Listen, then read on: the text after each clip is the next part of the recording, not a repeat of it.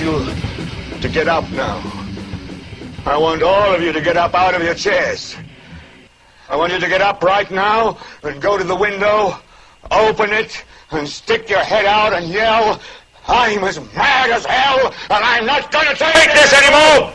Good evening, everybody. Welcome to Smith Radio, along with your host, Brian Smith, and Kerry Smith, giving you all the late-breaking details of the week, summing it all up, making sense of it all.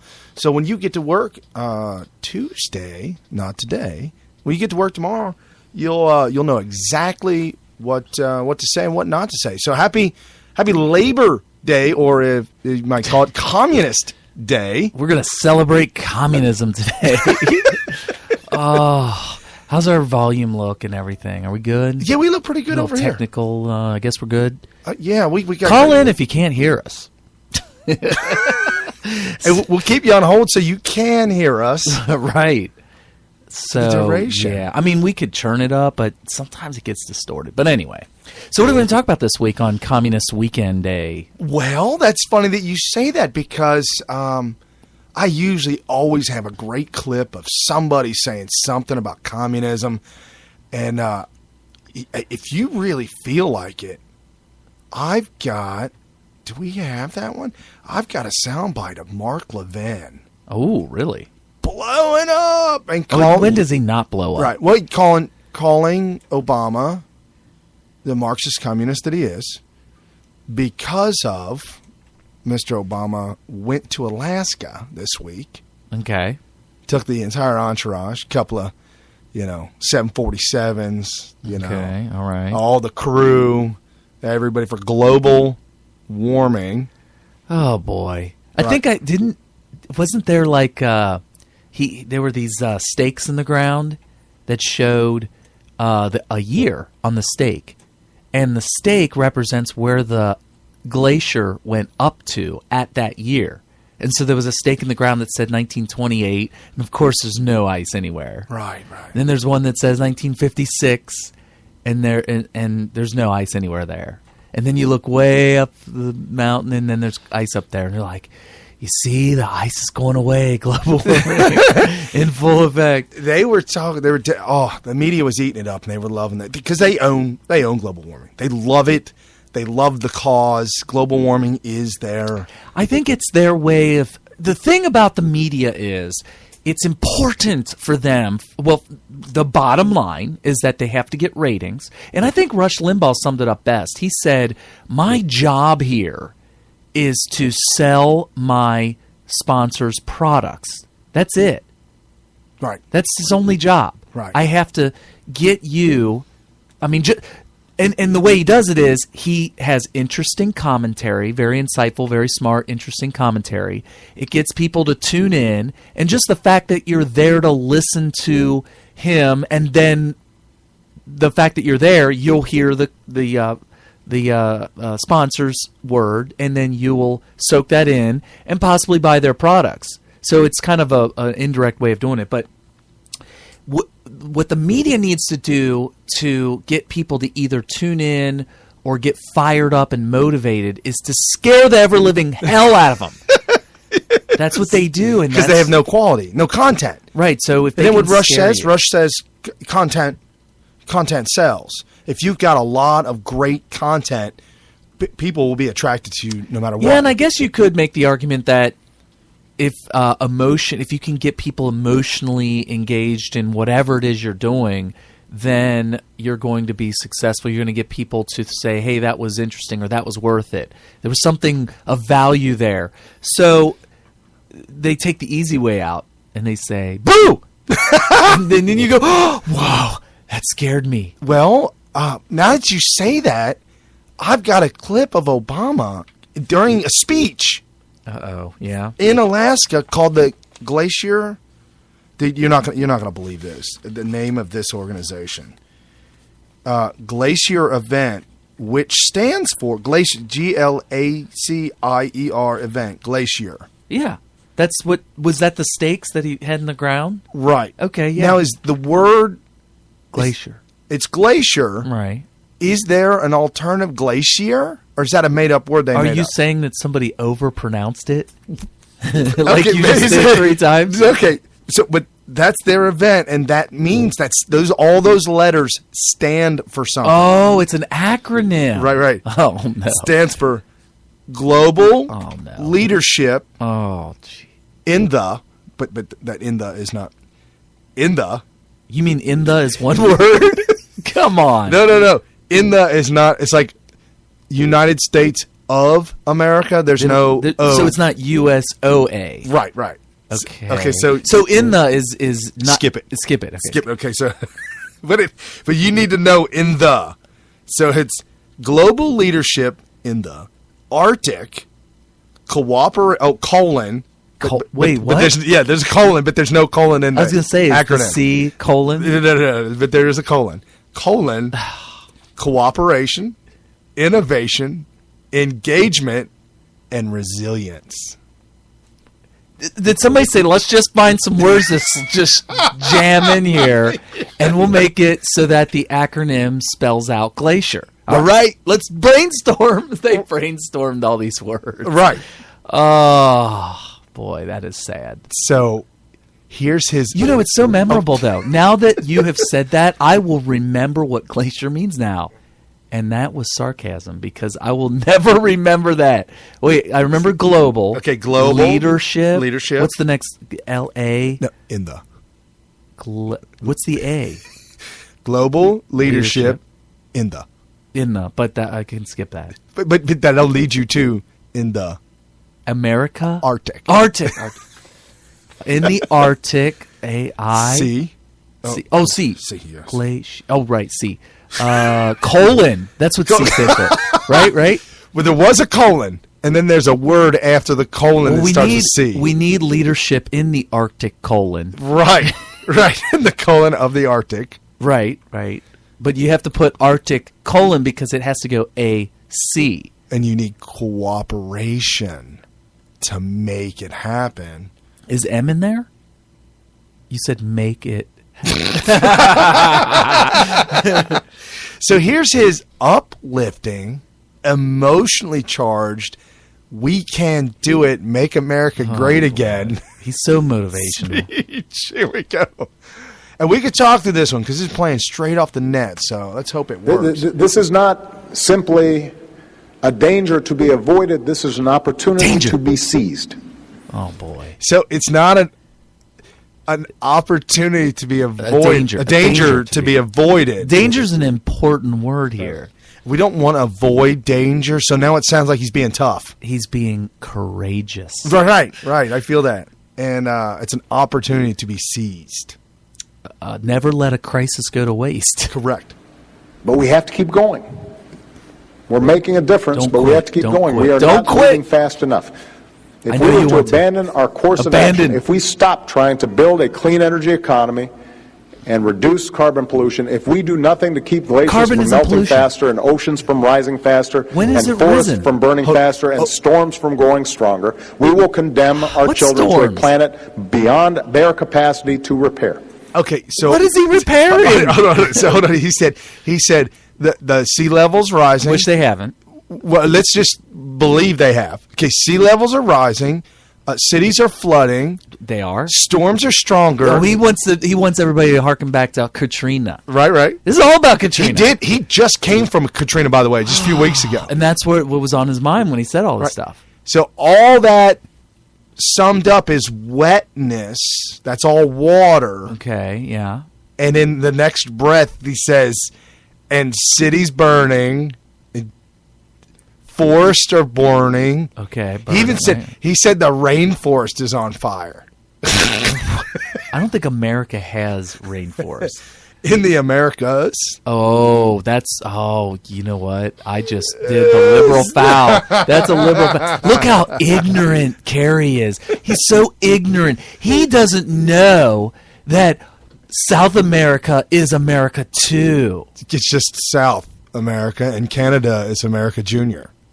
But they're in America too. You're right. Oh. Submerged countries, abandoned cities, Did he say fields. submerged countries? He said countries will be submerged. Wait, we went from flooding cities to submerged countries? Right. Right, and their people. We're still looking for Atlantis, by the way. Yes. Was that is global warming responsible for Atlantis? I think Revolto. What? What's Revolto? Geraldo Revolto is on the story in Search for Atlantis. Oh. He's doing it in his part-time, his spare time, because he's only on Fox News like 3 or 4 days a week. He's like semi-retired at this point. Right. Isn't he? All right, so keep playing. No longer growing. Indigenous peoples who can't carry out traditions that stretch back millennia. Entire industries of people who can't practice their livelihoods. What does that mean? Practice their livelihoods? Is he talking about like their employment? What He is he said industries of people. Okay. Industries of people. Not able to practice their livelihood. livelihoods. I don't even. You know what that's called? That's called gobbledygook. Okay. Desperate refugees seeking the sanctuary of nations not their own. Political disruptions that could trigger multiple conflicts around the globe. That's not a future of strong economic growth. That is not a future where freedom and human rights are on the move. Okay. Any leader willing to take a gamble on a future like that, What any so-called future? leader who does not take this issue seriously or treats it like a joke, Yeah, I am. Me too. is not fit to lead. Oh, hey! Whoa. I resent that accusation. He just said the two of us, the two leaders here behind the radio at Smith Radio. He lobbed a softball. It was a meatball, and we swung at it. And he said, "You're out." Yep, Ah. he got us. Pause. On this issue of all issues, there is such a thing as being too late. Oh, too late. Good. That So we moment don't is have to worry almost about it upon us. anymore. Well, he said it's almost That's upon why us. we're here today. That's what we have to convey to our people tomorrow and the next day and the day after that. And that's what we have to do when we meet in Paris later this year. It will not be easy. There are hard questions to answer. There's I'm hard not questions trying to answer. suggest that there are not going to be difficult transitions that we all have to make. Like going to communism. But if we Right. unite our highest aspirations, if we make our best efforts to protect this planet for future generations, we can solve this problem. What problem? He's about ready to cry, man. He's about ready to cry. What problem is he talking was- about? he was about ready to Every cry. single symptom that he claimed was happening, there's no evidence of. He was about ready to cry.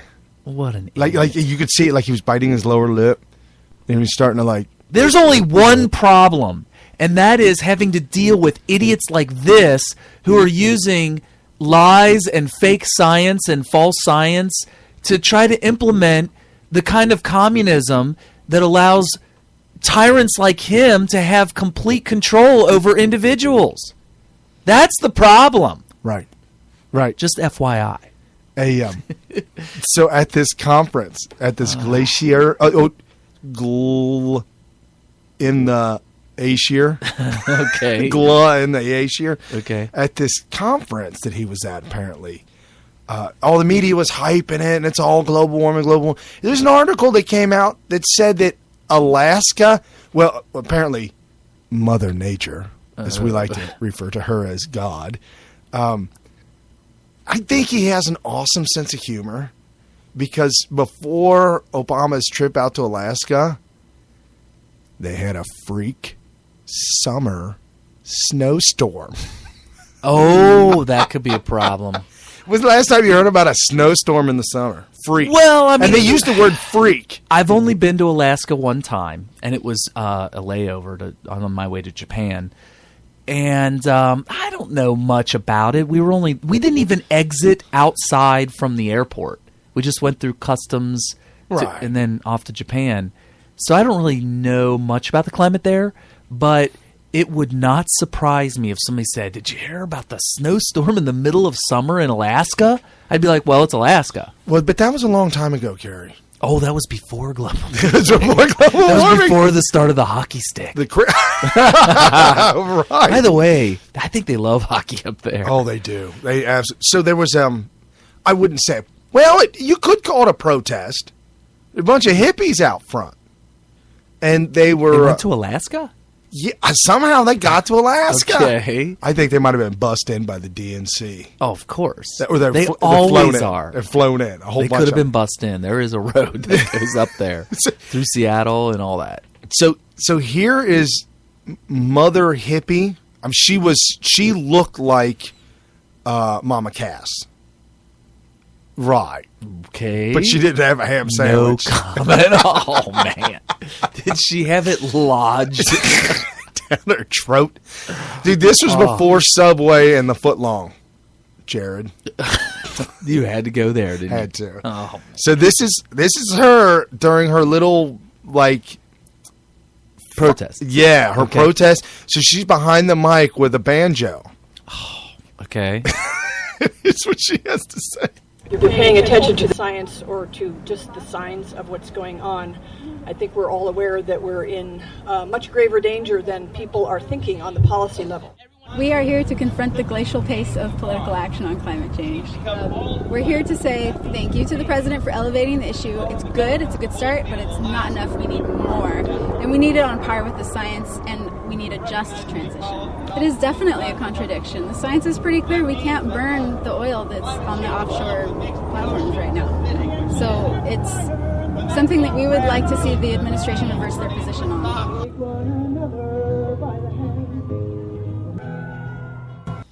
Take one another by the hand. Oh, I was like, what is she saying? So she's saying that the science is clear. That is the biggest you can't crock. She said you can't burn the fossil fuel, the oil. You can't burn the oil the way on the offshore platforms. What about the cars and stuff? Right, because we don't burn them on it. Well, we don't What want about the to DNC 747 that flew them all in there? Right. Right. I'm sure that they weren't all Alaskan. I mean, what's the population of Alaska? 10? Did you know if you live in Alaska every year, every single one of you, like if you, your wife, and your child, there's 3 of you, each one of you would receive a check from the government, or from the state of Alaska. Is it the state? From the state, oil revenue.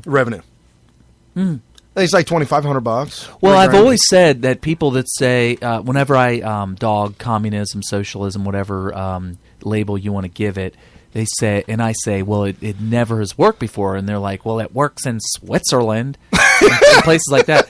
But what they don't realize is they have a massive export, and that's the only way you can get it done. It's like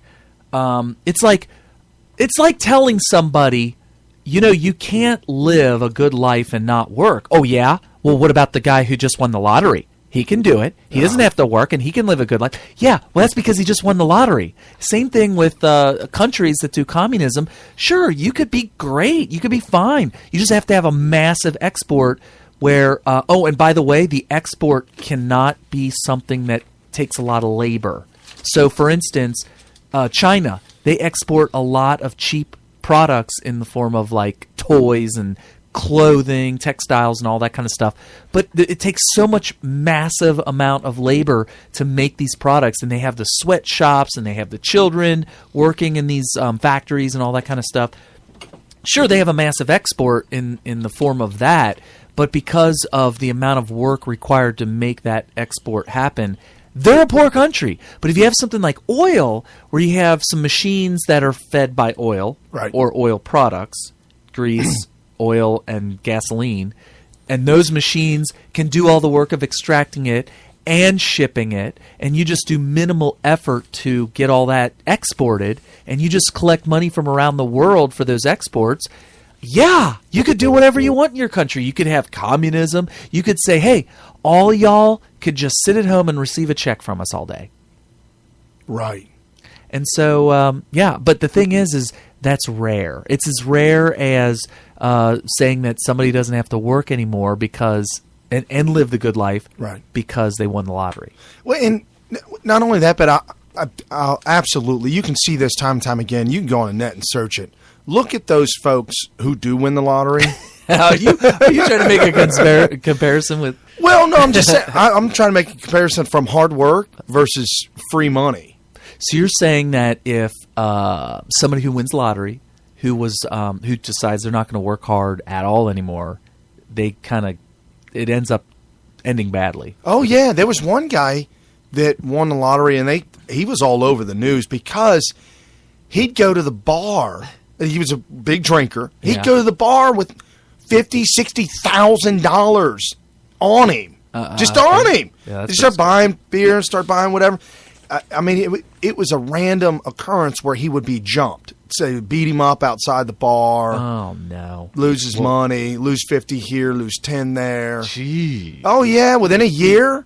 I mean, he was on the verge of death from being beat up so much and lost all his money. Oh, that's pretty dumb. Well, I mean, so Alaska's going to get beat up, right? Obama was there to slug it out. Well, wow! Canada went up there. Canada making their okay. Canadian CCGS.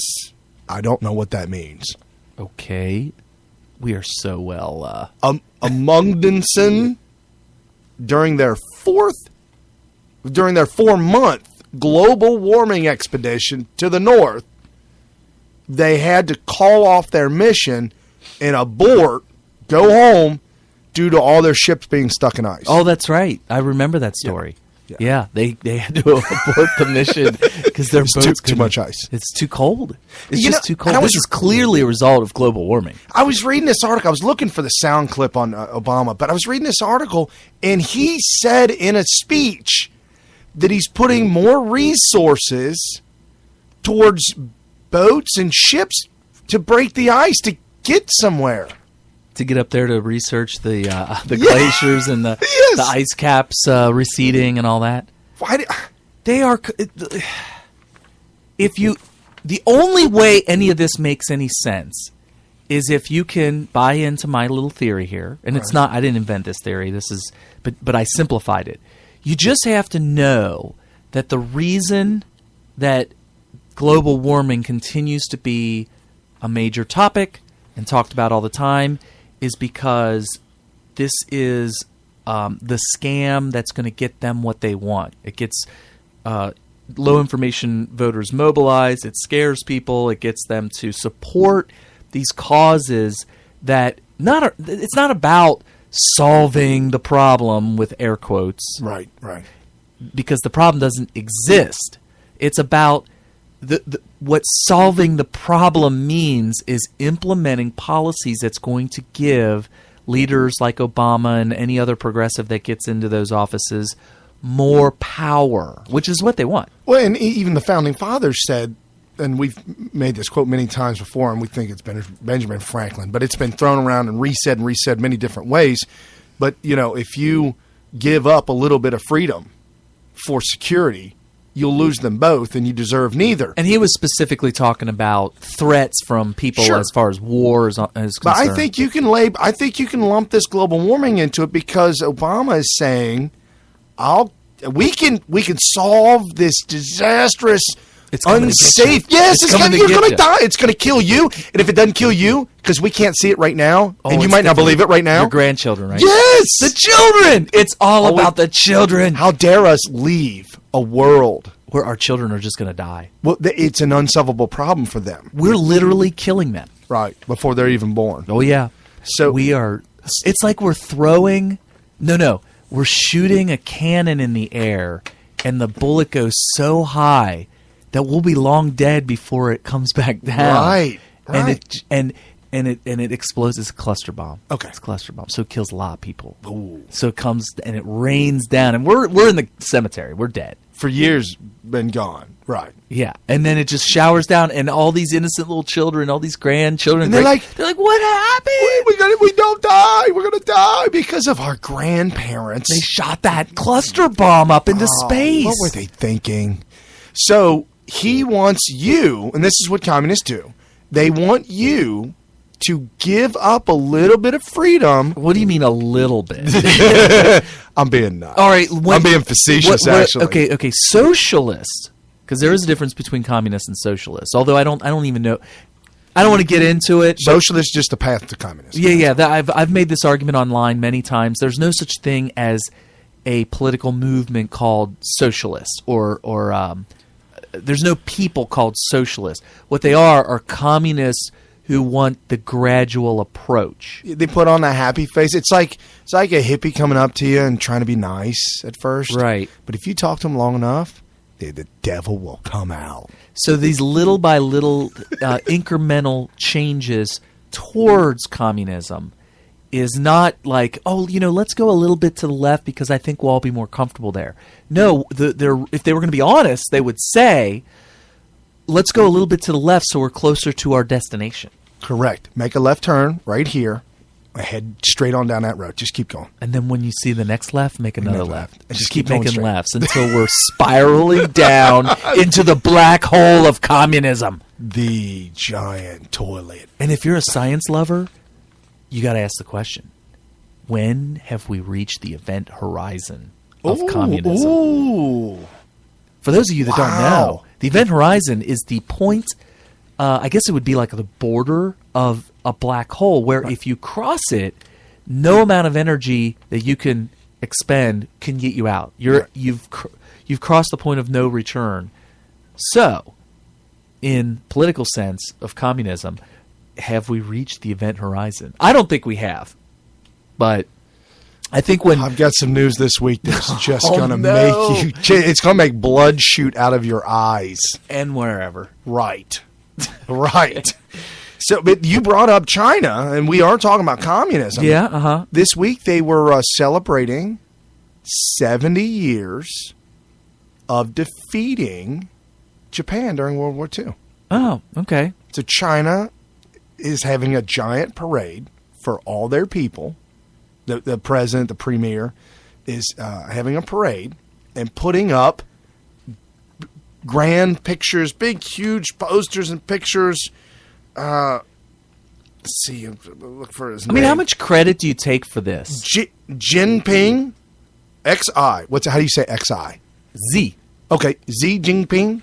Sure. Okay, Xi Jinping, the leader of the Communist Party, is putting up big giant pictures. You know how the Chinese do, of communist leader that was able to defeat Japan during World War II, and saying their goal is to put out Xi Jinping and the Communist Party want to claim the credit for vanquishing the Japanese, even though there's a big question mark over this claim.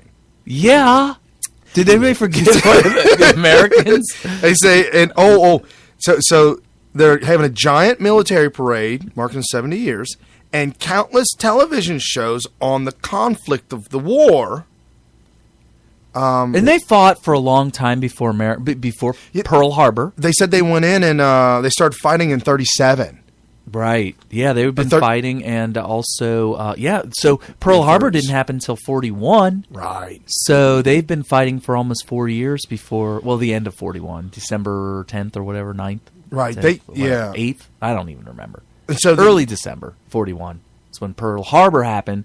So they had been fighting for a long time before America entered the war. However, I would say that maybe thank you is in order, maybe? Maybe. So 12,000 Chinese troops marching through Tiananmen Square. Okay. Of course, that's where they march through. Alongside gleaming tanks and missiles as fighter jets stream overhead. Okay. Showing everybody, and their whole goal is to show everybody that without the Communist Party, Oh, here we go. we wouldn't have won. Oh, yeah. I mean, I'm sure that without communism, Hitler would have won. Oh, my gosh. Yeah, their whole goal is to show, and it's the communists own the radio, the TV, local radio and TV, as well as all the different businesses, so that they can put up the posters and the signs and all that stuff to get the word out and to recreate history as they want the people to see it. Well, of course. You don't want them to know how it actually was. And then China said they're not on board with global warming. They don't care. Really? They're opening up a new coal-fired plant every 3 days. They're coming out with plants that do nothing. They don't do anything except for put carbon dioxide in the atmosphere. Right. They don't even create electricity. No. They're just like, let's pump some more of this black soot up into the air. Right. They go around and they dump truckloads of coal at everybody's house and say put it in the front yard and just burn it. It's a mandate. They must burn it. Burn it in the front yard. Well, when everybody went to Beijing, the Olympics. The Olympics, yeah. Did you hear for weeks, months prior to the Olympics, they shut the entire city down. No cars, no trucks, no nothing could Clean enter the air? Yes. Interesting. So I didn't ever hear that story. And they were scrubbing. They had slaves. Workers. And workers scrubbing the wall. Children washing the walls of the building. Well, good for them. They washing needed the to clean up. streets. Toothbrushes. Toothbrushes. Well, it's interesting that you that say black that. soot is hard to get off. Well, just to let you know, and Brian, you could probably maybe talk about this a little bit, but you were there later. So back in the day, okay, when you looked at movies from L.A., one in particular. Oh, absolutely. One in particular was, and this would be the most recent example, because after this point, some environmental changes happened in L.A. that actually cleaned the air up pretty well. But L.A. was a nonstop, every day, 24/7, 365 day a year, brown haze at all times. Right. And you can see it in the movie Friday, right, which would have been like the most recent example. The movie Friday came out in like 1994, I think. Right. So in 1994, if you watch the movie Friday with Ice Cube and all them, Chris Tucker, it looks like the entire movie was filmed with a brown lens filter, like a like they put a little tinted brown thing. No, that's how LA looked at all times. And then, and the interesting thing about it is everybody's just assumed because of the amount of smoke exhaust coming from cars and all the industry and everything going on in LA and just the densely populated area, it's just always going to be polluted like that. But they implemented changes in environmental policy, and within like less than 10 years, it's all cleaned up. Well, I've got something to say about that. Oh, yeah. Well, Brian lived in L.A. for 10 years. So there's a couple of folded. Number one major issue L.A. has, and everybody, unless you live in L.A., you would not know. And even people that live in L.A., maybe still don't know because they're kind of liberal idiots. But the entire city of L.A. is sunken in a horseshoe of mountains. Right, that is true. Yep. The wind, I mean, when you got that smog from all the cars, when I say all the cars, I mean LA has millions and millions and millions. Like 50% of all the cars on Earth are in LA. Right. And if Carrie and I were going to go meet for dinner, I would take a car, he would take a car, and then I'd have my wife take a car just to make sure I got there. And then she'd go meet her friends in another car, and they'd all have their cars. I am not lying. In L.A., if 3 girlfriends are going to go out for lunch, they all 3 take their SUVs. They all 3 take cars. They're H1 Hummers. Yes, because the H3s are really no good. Dude, the H3s are just awful. With the full diesel. Right. Was that like a 12-inch diameter exhaust it's pipe? It's insane, with the right? black smoke coming up. I mean, when I mean black, I mean opaque black smoke. It blinds the cars behind you. Okay, so that's first and foremost. The wind does not clear the air and doesn't move the air around very much. Now, they will have what they call like a windstorm, like a storm of air. The Santa Ana winds will come in and blow all the smog out to the ocean. Oh, okay. So when you're looking out at the ocean, you can see the brown haze. Oh, yeah. It's so creepy. Well, when in right through the mountains, there's a little cut that you can go through the mountains, Right. and you end up in Palm Springs. Right. And on your way there, well, of course, the air looks beautiful and clean just as you're going through the mountain. If you were to look back, or if you were to drive back, you can see the dome, the brown dome of smog. When I was flying, when you fly into LA, Oh, fly in, you see the smog, and you're like, oh, here we go. There's like a film on the window. Right. So, okay. Plane. Leaded fuel, for those of you who are really super young and love this show, stick with me here. If you're actually, you wouldn't know about leaded fuel unless you're really old. Well, I guess I'm dating myself. But I owned a 20-year-old vehicle when I was in high school. Okay. It was almost a classic. What would have been now, but that's not the story. It ran on mercury. It ran on leaded fuel. And so I would drive all the way to Lawrenceburg, Indiana, to the last gas station that sold leaded fuel. Oh, my God. And guess what year this was? Would have been either late 80s or early 90s. 92. 92. We're talking the 90s. So I didn't know there fuel. was leaded fuel that late. Yes. Nobody had no did. idea. Looking back, The I didn't even EPA know either. was probably not even aware, because if they were, they probably would have raided them with the SWAT Shut team. them down.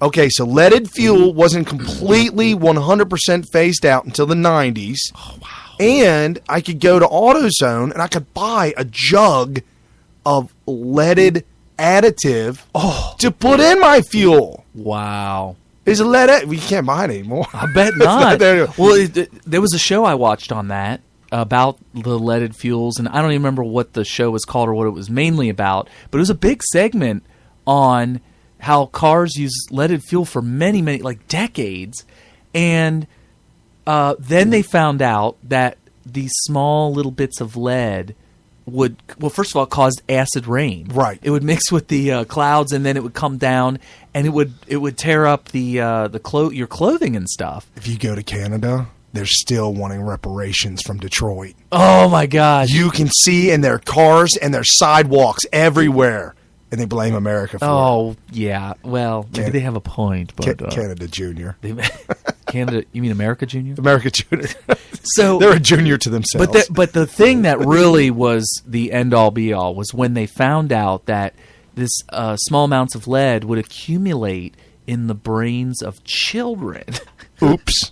And it would cause retardation, for lack of a better word. It literally was making kids.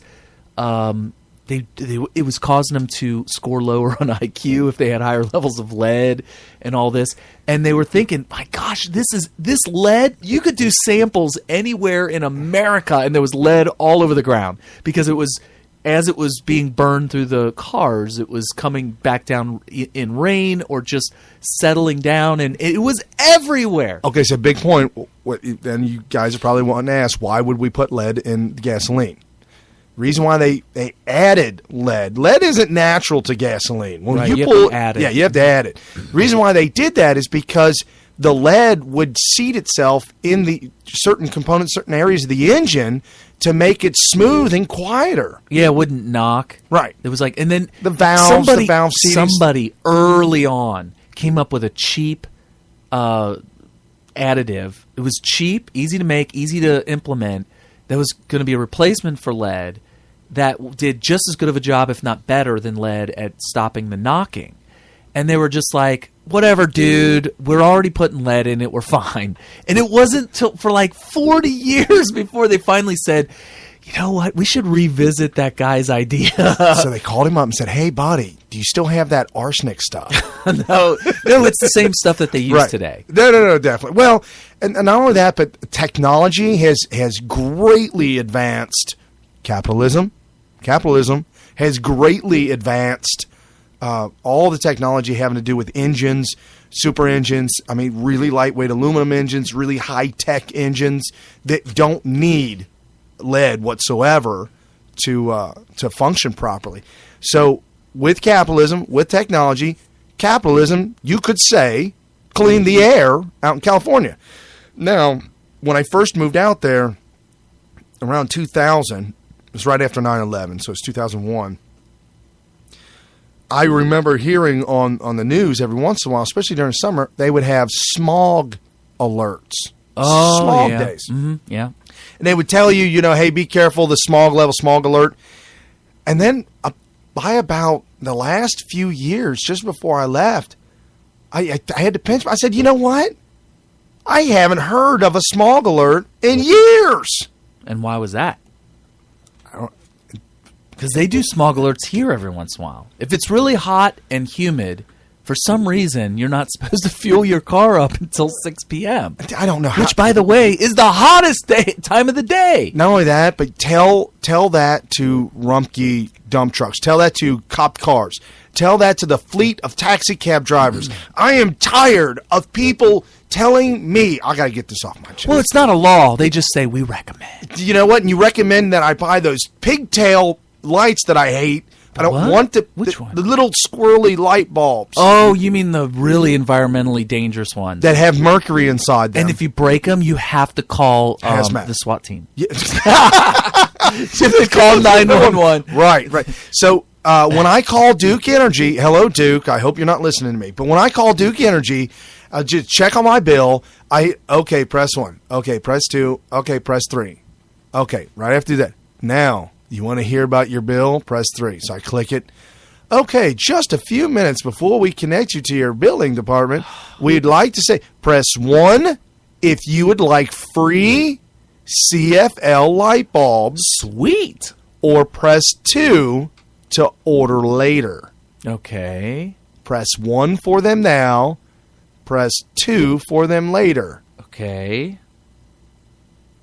Press 1 for them now. Press 2. It does it 3 times. Okay. Well, didn't you press a number? I don't want them now. Oh, you sound And like I don't want them like later. Dr. Seuss. I don't You want sound them like- at all. I do not want them at all. Oh, you sound like the green eggs and ham. Right. Sam, I am.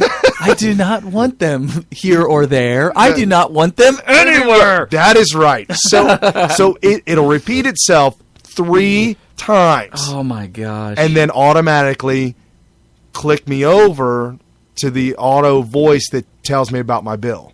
Oh, I thought it was going to say it hangs up on you. Hangs up on, yeah. Like, oh, you don't want either?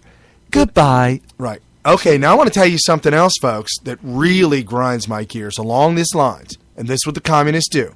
If you've ever seen an ad on TV, turn your lights out, save energy, unplug plugs that aren't being used, save energy, save electricity, don't use water, conserve water. When you're brushing your teeth, don't let the water run. Well, yeah, but we live in an area where water's abundant. I'm just saying all of these things. Why do I have to have a toilet that's specifically designed for drought areas of California? That is also a It's point. ridiculous.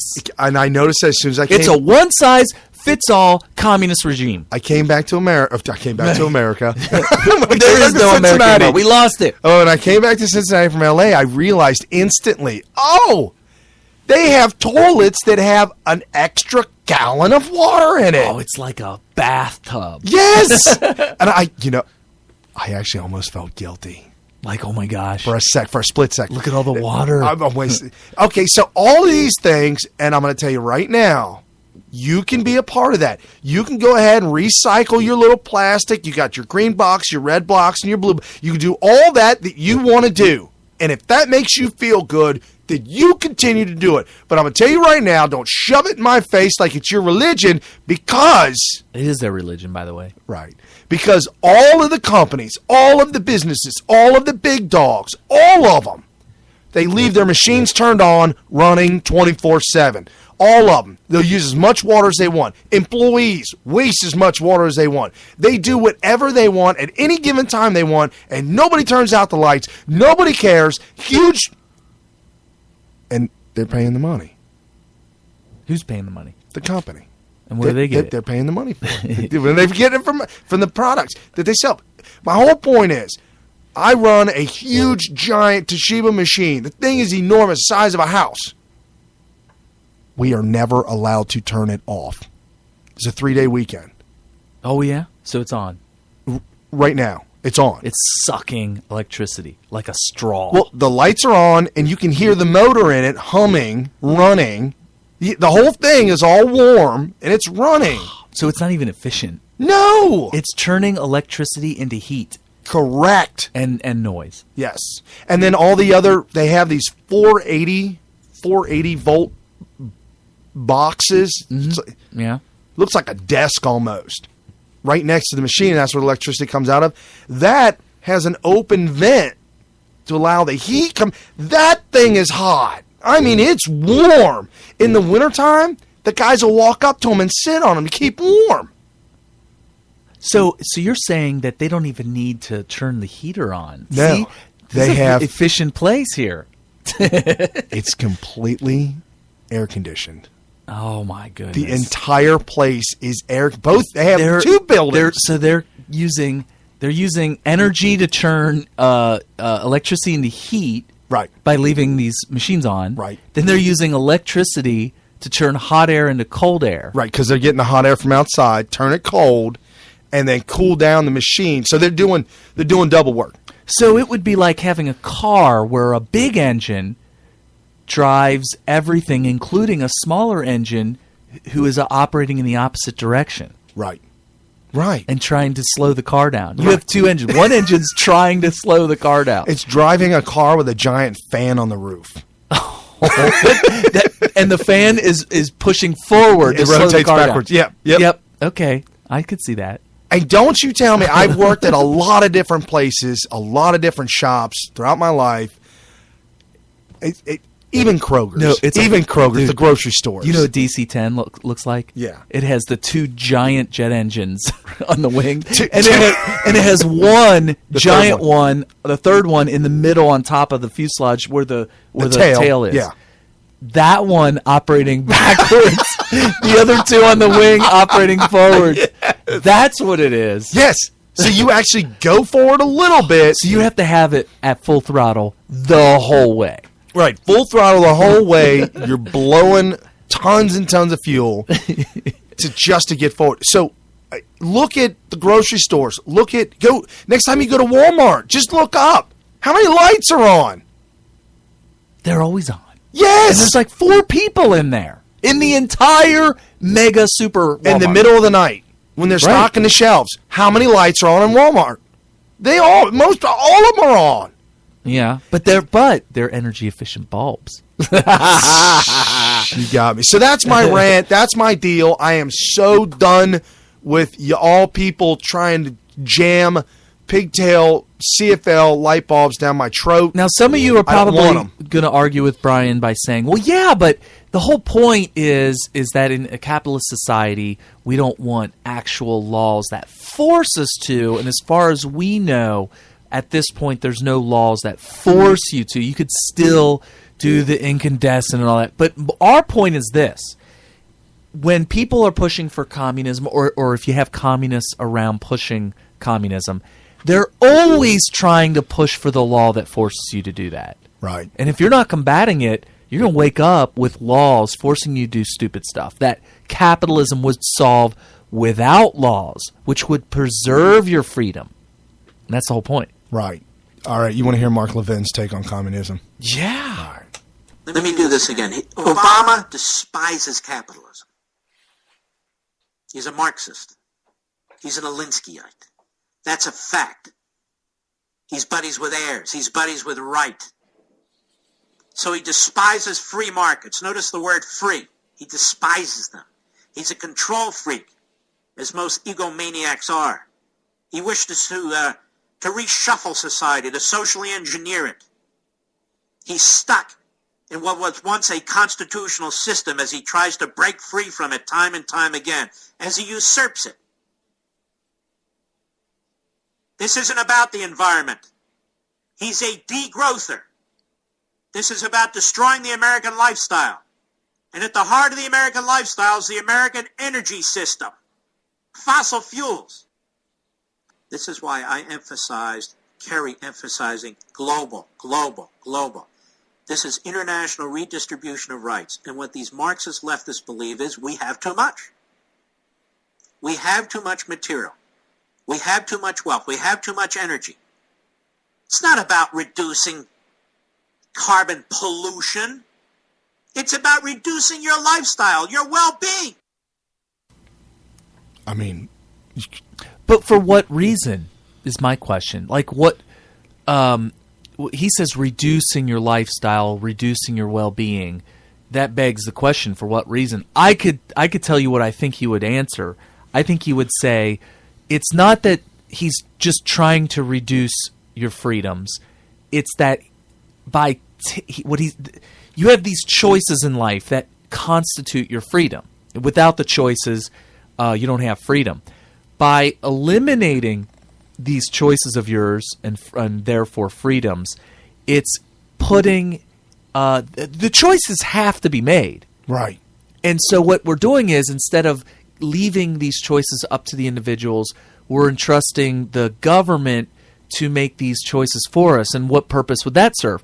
Well, by giving them more and more and more power and responsibility to have to choose all these little choices for you, you have to build a bureaucracy. And the more bureaucracy there is, the more need for tax dollars. And the more tax dollars are needed, the more opportunities there are to line their own pockets. And that may sound like conspiracy theory. No, but it's true. what they do. Right, to keep you down, to keep you poor. And the more bureaucracies, the more places there is to hide and launder the money that comes in through tax dollars, and you end up with slush funds and all this crazy stuff. We did an article a few weeks ago, maybe about a month or so ago, where the IRS admitted that they lost, what was it, like $19 billion? Right, and unaccounted for. I mean, I do understand the complete lack of competency in the government. Yeah. So I understand. I mean, we were in the government for 4 years, so we know that there's people out there that just are not paying attention to this stuff. Oh, man. And so there's that. But there's plenty of people. Barack Obama is very, very, very cognizant and conscious about where he can make a come up. And so are all the others that are at the top. That's why they're at the top. That's how they got there. Right. They paid attention to these low-hanging fruit that happen to be money that people are not paying attention to. So they end up funneling that into either the things that will give them more power, or into people's pockets that will end up returning favors to them, or into their own pockets. Right. Well, and I mean, just in itself, we've got, depending on how you interpret the Constitution, we said before Barack Obama, regardless if he was born in America or not, just say the birth of things over, say he was born here, regardless, his father wasn't a U.S. citizen. So I'm saying that he shouldn't be able to be president because his father was not a U.S. citizen. So you're saying that, but the question is that what the founders intended? I think so. But just on that alone, there's 3 candidates running right now who fit the same bill as Obama. Cruz, Rubio, and who's the third one? Hillary. I don't know. But then we have another candidate, Hillary, who should be locked up in jail for roles in the murder of Benghazi, and worse, for her hiding all these emails. What is going on in Washington, D.C., that's picking, or what's surfacing? I guess it's because of all the politicians. They're all dirty, and what surfaces to the top is still dirt. Oh, I see what you're saying. It's like trying to send mud through a filter, right? And when it comes out the back end, what do you have? Right, out the back end, you get more of the mud. Yeah. So my whole thing is that I don't want these muddy, dirty people. I'm not trying to tell you to vote for Trump. That's not what I'm saying. I'm just saying, man, we need to clean up these people out there, these politicians. That is. Well, because this is going to make your eyes bleed. I mean, most of these people, especially like these senators and representatives, they get voted on by their local little constituents in their little areas, and it's like this like the whole entire country is so distracted by whatever it may be. It could be video games, it could be whatever's coming on cable, their shows, so much work, that there's just no time to pay attention to who it is they may or may not be voting for. And then you got corrupt people in journalism that are supposed to be filling in those empty spaces. So Right. you're never going to meet hardly anybody that you're going to vote on, Right. one way or another, no matter who it is.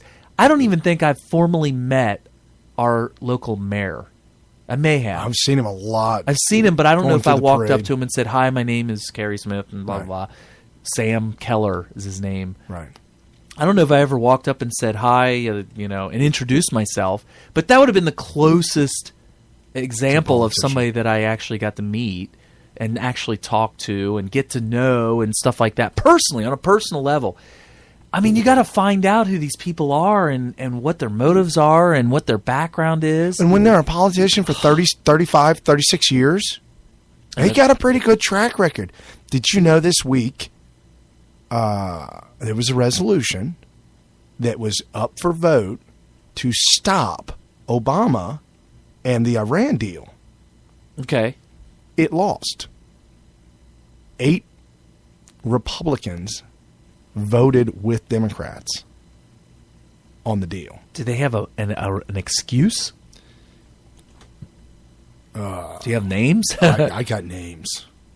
Louis Gohmert filled in for Hannity this week, and he said he would admit on the show that he voted for giving Obama fast track, and he had an excuse, and he kind of glossed over it very quickly, but his excuse is that it was under the assumption that these kind of deals, like what we have with Iran, were going to be designated as treaties, which are not covered in the fast tracking. This is a treaty.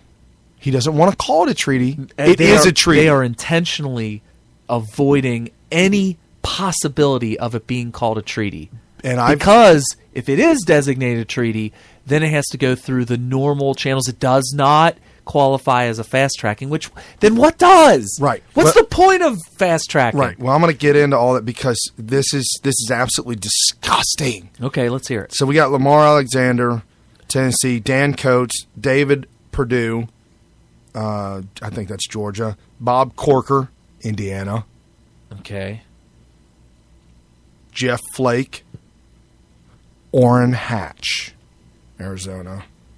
Orrin Hatch. I know, I've seen him before.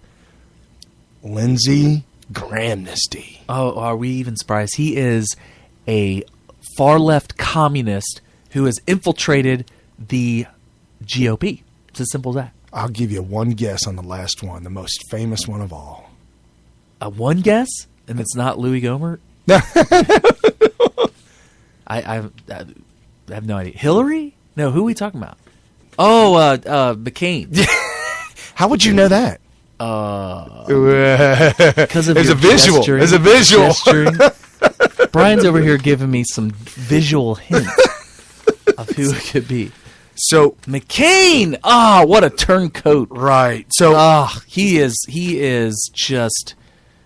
a piece of work is all I could say. okay, now I don't want to get too deep in the waters for this, but this is something that you folks really, really, really, really have to understand and really have to know. The House, the Congress, and the Senate, and the President. You got the 3 of them. Okay. In the Constitution, the President, it's Article 2, Section 2 of the United States Constitution reads, the President shall have power by and with the advice and consent of the Senate to make treaties, provided that 2/3 of the members present concur. That means 2/3. Yes, That's a lot. That means in order for Obama's Iran deal to go through, the Senate must approve by 67 votes Okay. out of 100. All right. That's why they're not calling it a treaty. Okay. They keep calling it an agreement. So what did Congress do? Congress made up this thing called H.R. 1191. It was to reconciled with the Senate version, and then what it does, this bill, it says the Congress signed it and they passed it to the Senate and Senate signed it, and it says that the president will give permission to the Senate to go ahead, and he only needs 51 votes, not the 67. And if the Senate wants to veto the president, they need 2/3. So they can. They flipped it. They flipped it so that in order for them to strike down a deal that Obama makes, they need 2/3 to strike it down. Right. Which means they only need 1/3 to agree with Obama in order for this quote, air quote, deal to go through. And the problem is now, and liberals, the whole reason why liberals are going to be able to take over the world, take over the United States and then take over the world, and put everybody into their lower class position of workers' paradise, where everybody has to line up for soup and bread on a daily basis in order to survive starvation, is because they're going to change whatever law they want to their favor by redefining words. And what they did was they rewrote the Constitution without changing a single word. Right. They came up with a new document, in a bill. They came up with a bill and passed the bill. The bill's illegal. Whoever signed it is illegal.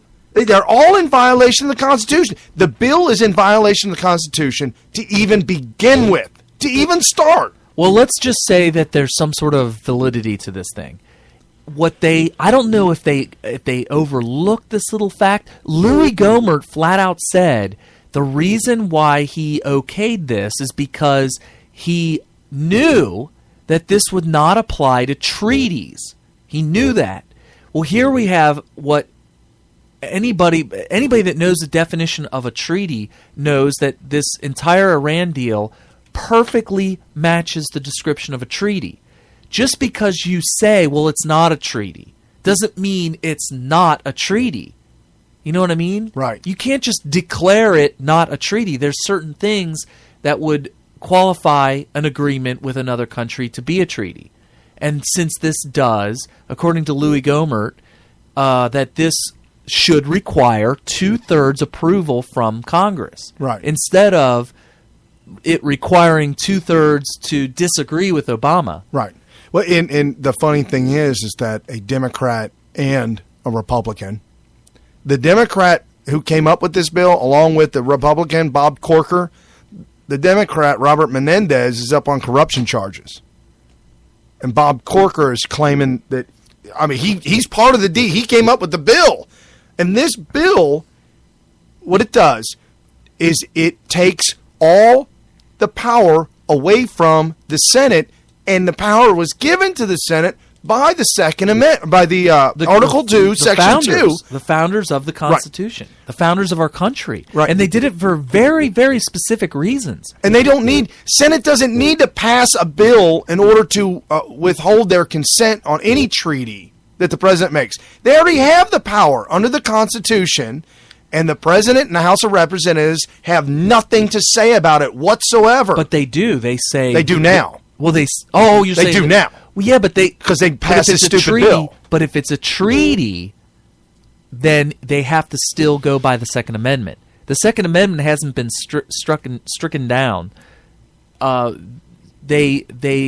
still applies for treaties. So now they have to convince the country. They figure if we can convince a majority of the people that this is not a treaty, it's just what we're going to designate an agreement, but not a treaty. If they can pull the wool over the eyes of a majority of people, the Congress is not going to have the courage to stand up and say, no, we're not going to do this, because it's all about politics with them. Right. They don't realize that we live in a republic where people are electing you to do what's right on their behalf without them having to micromanage you at every step of the way. In a democracy, every single little thing has to be micromanaged by the people. And that's what the communists are doing at the DNC, which is let's trick everybody into thinking we live in a pure democracy where we can just get enough support from the public to where we can scare Congress into going along with us, and that's pretty much what they're doing. Absolutely what they're doing. This thing with Iran is so illegal, so wrong, so in violation of everything. Anybody who signed on to this deal, any Democrat and any Republican that signed on to this, should be brought up on treasonous charges and thrown out because they violated their oath and usurped, for any other word, went around the Constitution. They literally used paper to walk around the Constitution. All these people, the House and the Senate. It's like a coup. It's like a hostile takeover. Rush Limbaugh was talking about this for years and years ago. Yeah. America is under a coup. It's under a silent coup. You don't need gunshots. You don't need blood in the streets for a coup. This is a takeover of America, flat out. I mean, this may sound like hyperbole and all that, but I mean, how is it not? When you can start changing the definitions of words and introducing these little bills that... I don't want to call it a treaty. I don't want to. Because if I call it a treaty, then I have to follow the rules. Right. And I don't want to follow the rules anymore. I'm Obama. I want all the power. I want to be able to act as... The problem with America... Nobody's holding these people's feet to the fire. No, the problem is that he's not an emperor. That's the problem. And if we can solve that problem, and this is literally one of the major steps required to fix the problem of Obama not being able to act as an emperor. Literally. And there will be more to come. He will continue to work with the communists in the Democrat Party and with the dumb idiots in the Republican Party who are getting the wool pulled over their eyes and being tricked by the communists in the Democrat Party to go along with these little major changes that will allow him to act as emperor. Take them for their word. Believe them when they say... The problem is that I'm the President of the United States. I'm not the Emperor of the United States. Not yet. And he is doing a very good job, along with everybody else in Congress, at helping him to solve that problem. Without a doubt. So there's a report, it's called the Iran Strategy Council, wrote that the nuclear deal, called the Joint Comprehensive Plan of Action, quote, will enable Iran to increase support for terrorist and insurgent proxies, aggravate sectarian conflict, trigger both nuclear and conventional proliferation cascades. Additionally, the deal will provide the expansionist regime in Tehran with access to resources, technology, international arms markets required to bolster offensive military capabilities, the vital Persian Gulf region acquired long-range ballistic missiles, develop other major weapon systems. Okay, so let's talk about the nuts and bolts. Okay, so real simple. Okay, you just heard Brian explain what this does. So let's just break this down in really simple terms. Nobody really knows for sure, without coming up with some really wild conspiracy theories, what motive not only the president, but those 1/3 of people in Congress who support this, quote, deal, when actually it's a treaty. But what we have actually done was allow, make it impossible for anybody to do anything about it at this point.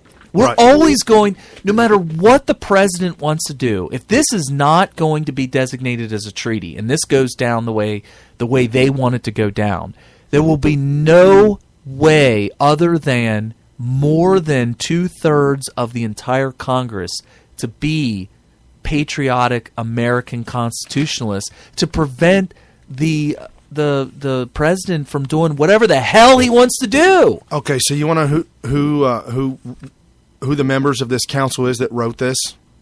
That wrote what treaty? I just read. Yeah, no, wrote what I just read you. What the treaty will actually do. Okay, it'll enable Iran to increase support for terrorism. All this bad stuff.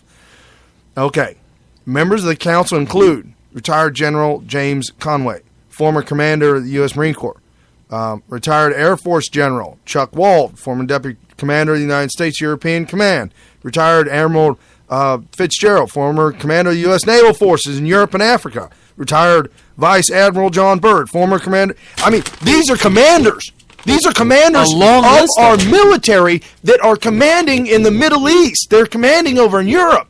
They know what they're talking about. So we're going to allow Obama to do something that's completely against the advice of all of these different the highest level ranking officers in all the branches of the U.S. military. You can't be a local disorganizer and become a general one day.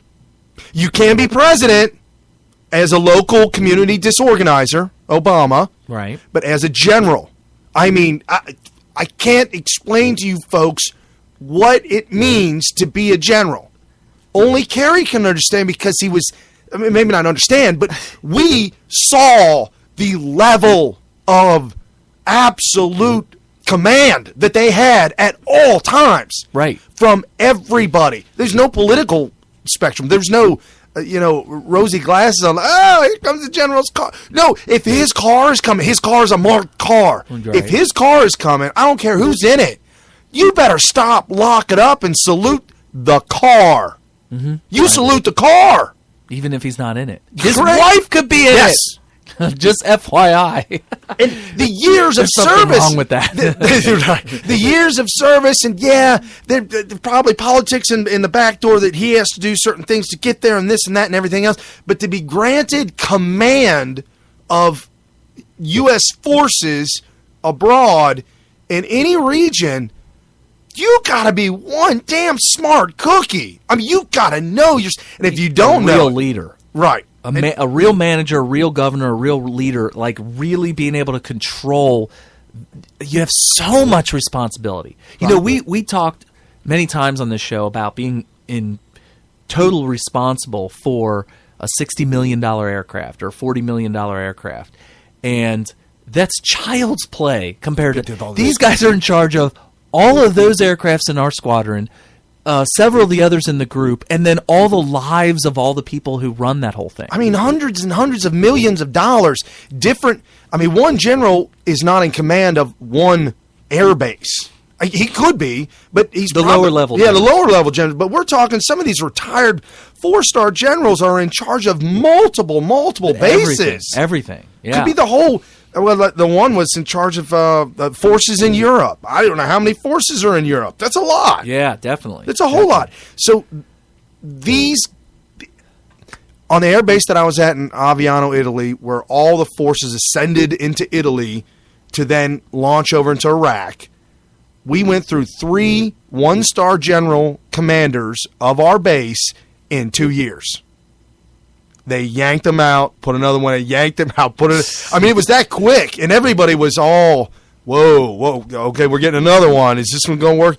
I mean, they didn't care. If you ain't doing the job. And those people, the lower level generals that are in charge of these bases and stuff, they get yanked by those 4- and 3-star generals. They're in charge of those generals, and they're the ones that pick and choose where they go and what they're in command of. And so, like, when you say they get yanked, they're getting yanked by those top-level generals. Dude, can you imagine what that would look like on your resume to go for 2-star or say you're a full-bird colonel, they give you a small little no-name base, and then they yank you in a year.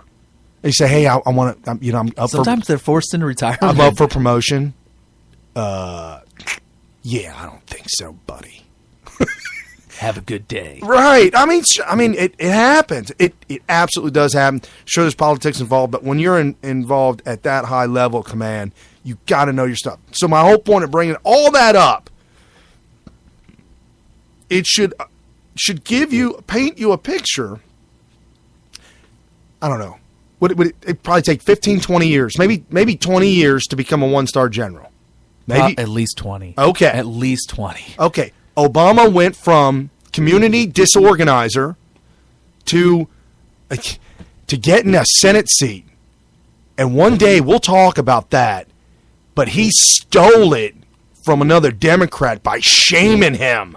He ran a Democrat out of his seat. That's what he did. Lying, cheating, and stealing. Well, I'm sure he had a lot of help from other Democrats. Right. I mean, By hook or by crook. At that point in his career, he would have been really low level.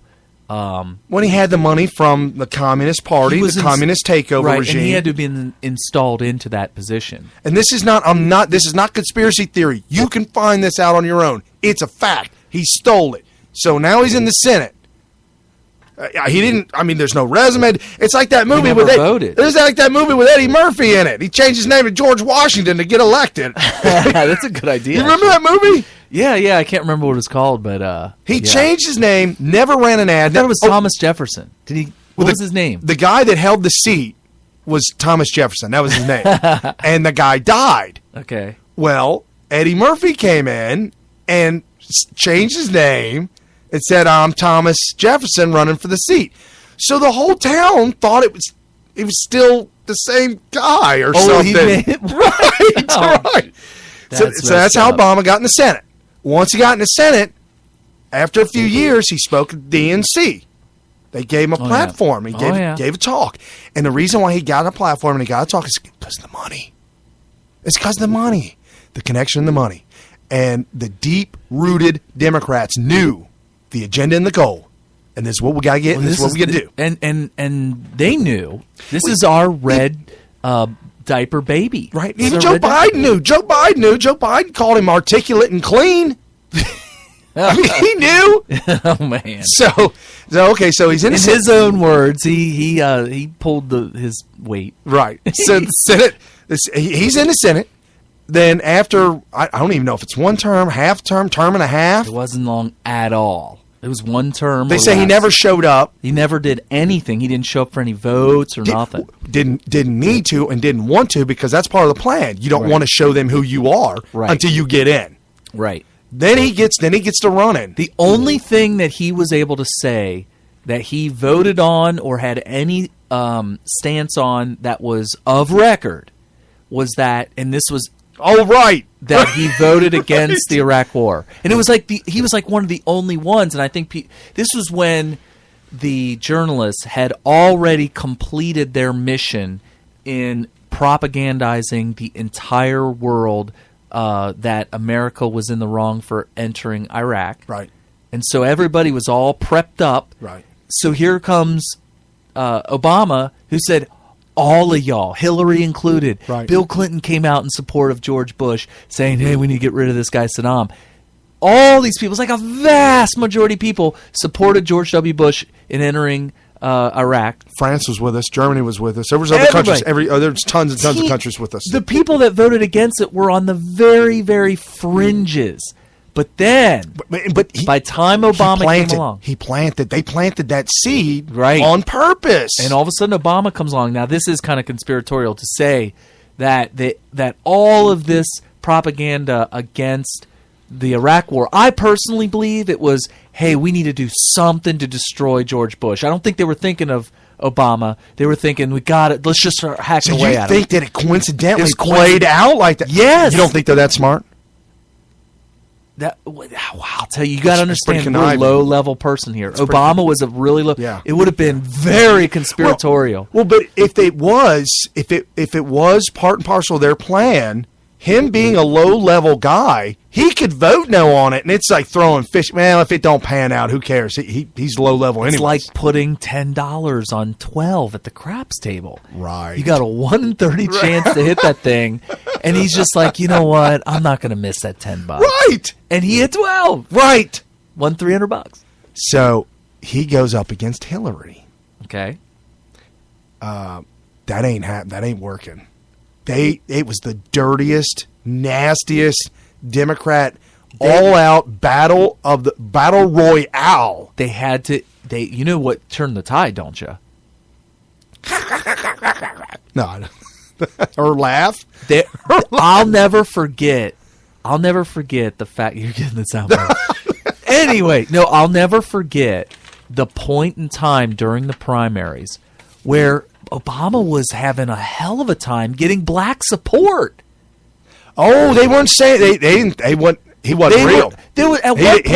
At one point, there were people saying, if they think that he's just going to automatically get our support, he's got another thing coming. There were black people saying that. Right. Well, guess what? Oprah came out. That was the tide that turned. When Oprah came out, I'm telling you right now, Oprah was, if we could focus all the entire world events that led to Obama ending up being the 8-year emperor of America. If I could tie it to one person, it would have to be Oprah. That's not Oprah, by the way. That's not Oprah. That's the laugh around the world. I thought that was Nancy Pelosi. I'm labeling all those cackling, cankled ladies. That was a cackle. From a cankle lady. Cankle. She cankled it. Her cankle laugh. Oh. So anyway, yeah, when Oprah was like, she was hearing all this rumblings of many people. Some of them were leaders. Some of them were lower level leaders. Some of them were just people on the streets who are like, Al Sharpton. Al Sharpton lost his mind. He ain't a real black. Al Sharpton was losing it. You know who destroyed their career over it was Jesse Jackson. Jesse Jackson, absolutely. What did he call him, a bootlicker or something? He said something really nasty about Obama, but this was before Oprah came out. And he said something really nasty about him. Everybody's like a real racist, like a real racist thing. It was something. I don't know if it was necessarily racist, but it was kind of like. I mean, I think he used curse words and everything. Wow. Oh yeah, and it got caught. It got caught on a hot mic. Oh. Yeah, he didn't mean for it to be out public, and he said it under his breath. And there was a hot mic nearby, and it got blasted. And you know what? To this day, you don't hear from.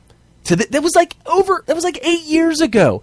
8 years ago, and to this day, you don't hear from Jesse Jackson anymore. Reverend Jesse Jackson says he's very sorry for remarks he made about Senator Barack Obama. Jackson made the comments after an interview with Fox News, and he says he simply didn't realize his microphone was on at the time. That's the reason. A portion of his remarks shows Jackson telling another guest that Barack Obama was, quote, talking down to black people. I think he used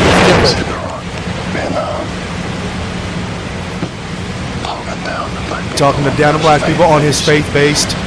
I want to cut his NUTS off. That's what it was. I want to cut his nuts off. I remember that.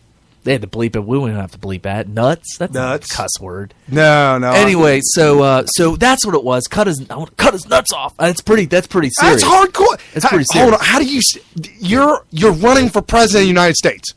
Yeah. And you're talking about cutting another man's nuts off. Yeah. He's talking down. I mean, he's a joke anyway. Well, Jesse Jackson was clearly a joke. Well, at that point, he was always able to get an audience. Yes. He was always able to get on any show. Everybody was interested. When it came to any kind of race-related issues, they always went to Jesse Jackson and asked him what he thought. And, of course, his opinion was a big load of crap, but journalists were like, we need to hear from Jesse Jackson. I love him. Ever since that incident, you never heard from him again. Well, and that's the thing, too. That was a long time. Well, that video was from 2008. Uh-huh. And she was talking about him, so it was prior 2008. Oh, yeah. Well, he got elected. He started, the whole election cycle was 2008. Right. And then he got elected and started in 2009. January of 2009. This was the election cycle of 2008. Oh, that was July 2008. Right, okay. Okay, so midway through the cycle. So at that point, when Jesse Jackson said that, there was the black community was completely split on Obama. It was like some of them were like, we need to vote for him. And there was a lot of them, they're like, don't think that just because he's a black man that we're just going to automatically vote for him. There's a lot of them. How big was that duffel bag you think they threw at Oprah? Definitely somebody threw. But she's so rich and powerful, it's actually risky. Because what if he ended up not getting elected? Well, and that's the thing, too. What did she... And they are at odds with each other now, apparently. Oprah and Obama. Well, I don't blame her. That relationship because split. I have respect for Oprah. I think that really, yeah, I think that when she said that handbag company in France was racist because they wouldn't open at 3 a.m. for her. Oh well, that's not good. She said they were racist, I didn't and I'll never say that I hold her in the highest esteem. I have more respect for her than your average communist. Okay, So yeah, I mean, I have respect for her. I don't think that she's a bad person. I don't think she's, although that handbag situation doesn't bode well for her. But no, I don't think that she's somebody that we should denounce too much. There's not very many incidents like that with her. You know what I mean? Right. But anyway, she comes out, and I don't know if you have the soundbite of her or not, but she comes out and says, "Y'all, I need to have a talk with you. I need to have a sit down. We need to look eye to eye and have a heart to heart here." And she's just talking to the audience, the world. We need to stop bickering, and we need to just all get together and all consolidate on one candidate, and that candidate, I think, should be Barack Obama. And from that point on, it was over. Hillary was done. Here she. You endorsed Barack Obama for the president. That still sticks, right? Yeah, of course. Right. That's on CNN. This was after she president of the United States. I believe he can. I believe a black man can, and I believe he can. You think he's going to win the nomination? Larry I'm not King here to say alive. whether he will win or not, but I believe, you asked me, do I believe he can? I believe that he can. Is it possible? Yes, I do believe that it's possible. This is my senator, my favorite senator. Have you endorsed a candidate before? Never. What made you do so now? Because I know him personally. Yeah. I think that what he, stands for, what he has proven that he can stand for, what he's shown, was worth me going out on a limb for. And I haven't done it in the past because I haven't felt that I didn't know anybody well enough to be able to say, I believe in this person. Everybody can stand for anything. The woman's side that would lean toward a Hillary. Well, I have great respect for Hillary Clinton. I have, and I think I've said this before, and it's true, that because I am for Barack does not mean that I am against Hillary or anybody else. So the fact that I would endorse Barack Obama and the fact that I would support Barack Obama, I have not one negative thing to say about Hillary Clinton.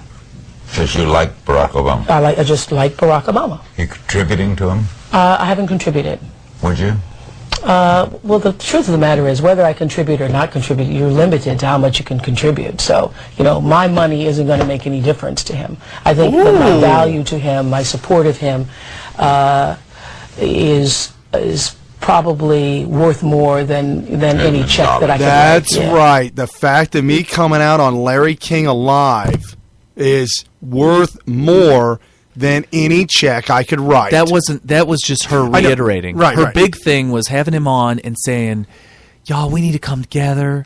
We need to just stop this division and bickering and come together and rally around our president, my senator, my Barack Obama. Hope and change. Hope be changey. And I'll tell you what, I personally know, I'm close personal people to me.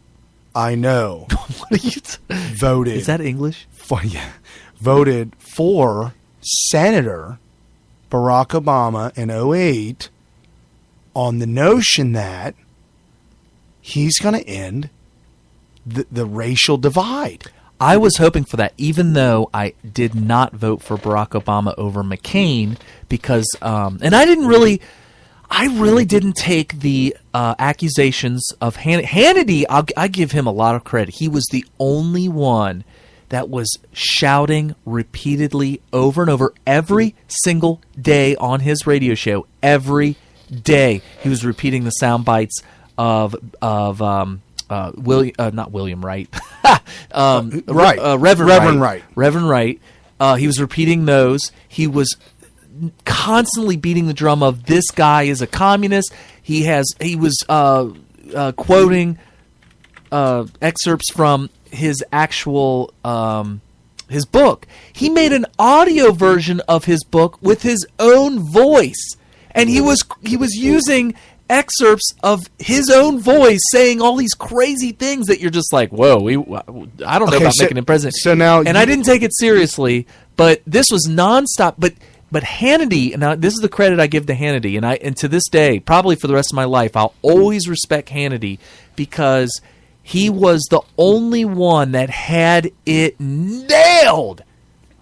He had it nailed. Nice. And he was the only one that was dead on balls accurate about every little single detail that he was warning everybody about with Barack Obama. all of it came absolutely true. He even threatened everybody by saying, do you really want Nancy Pelosi as the third in charge? The second in line from the presidency? And everybody's like, no, but that's not going to happen. And she was there. It did happen. She was there. Absolutely. He was the only one that kept warning people about that. Absolutely came all true. And so, anyway. Okay, if you go to a church, like the church I've been going to, we've been going to this church and supporting this church on a very solid, regular basis. We go to the events. I talk to the pastor, real nice guy. We've only been going for about 3 years, but I feel connected and a connection to the preacher. The way he talks, the way he comes off, I relate to him. Mm-hmm. So that's why we stay. We stay for 3 years. If he says something, I'm pretty much in line with him, and he's in line with me. But now, what if you were only going there because you needed to be able to tell people publicly that you go to church? I couldn't. I don't know if I could stomach that for 20 years. Oh, 20 years? Is that for real? So Obama goes to Reverend Wright for 20. He's been his reverend. But hold on a second. I'm gonna go ahead and double down on what I just said. We know he's Muslim, and Reverend Wright claims to be a Christian. He's in the Reverend Wright Church. They say in their bylaws or whatever, they say that you do not change your faith by coming here.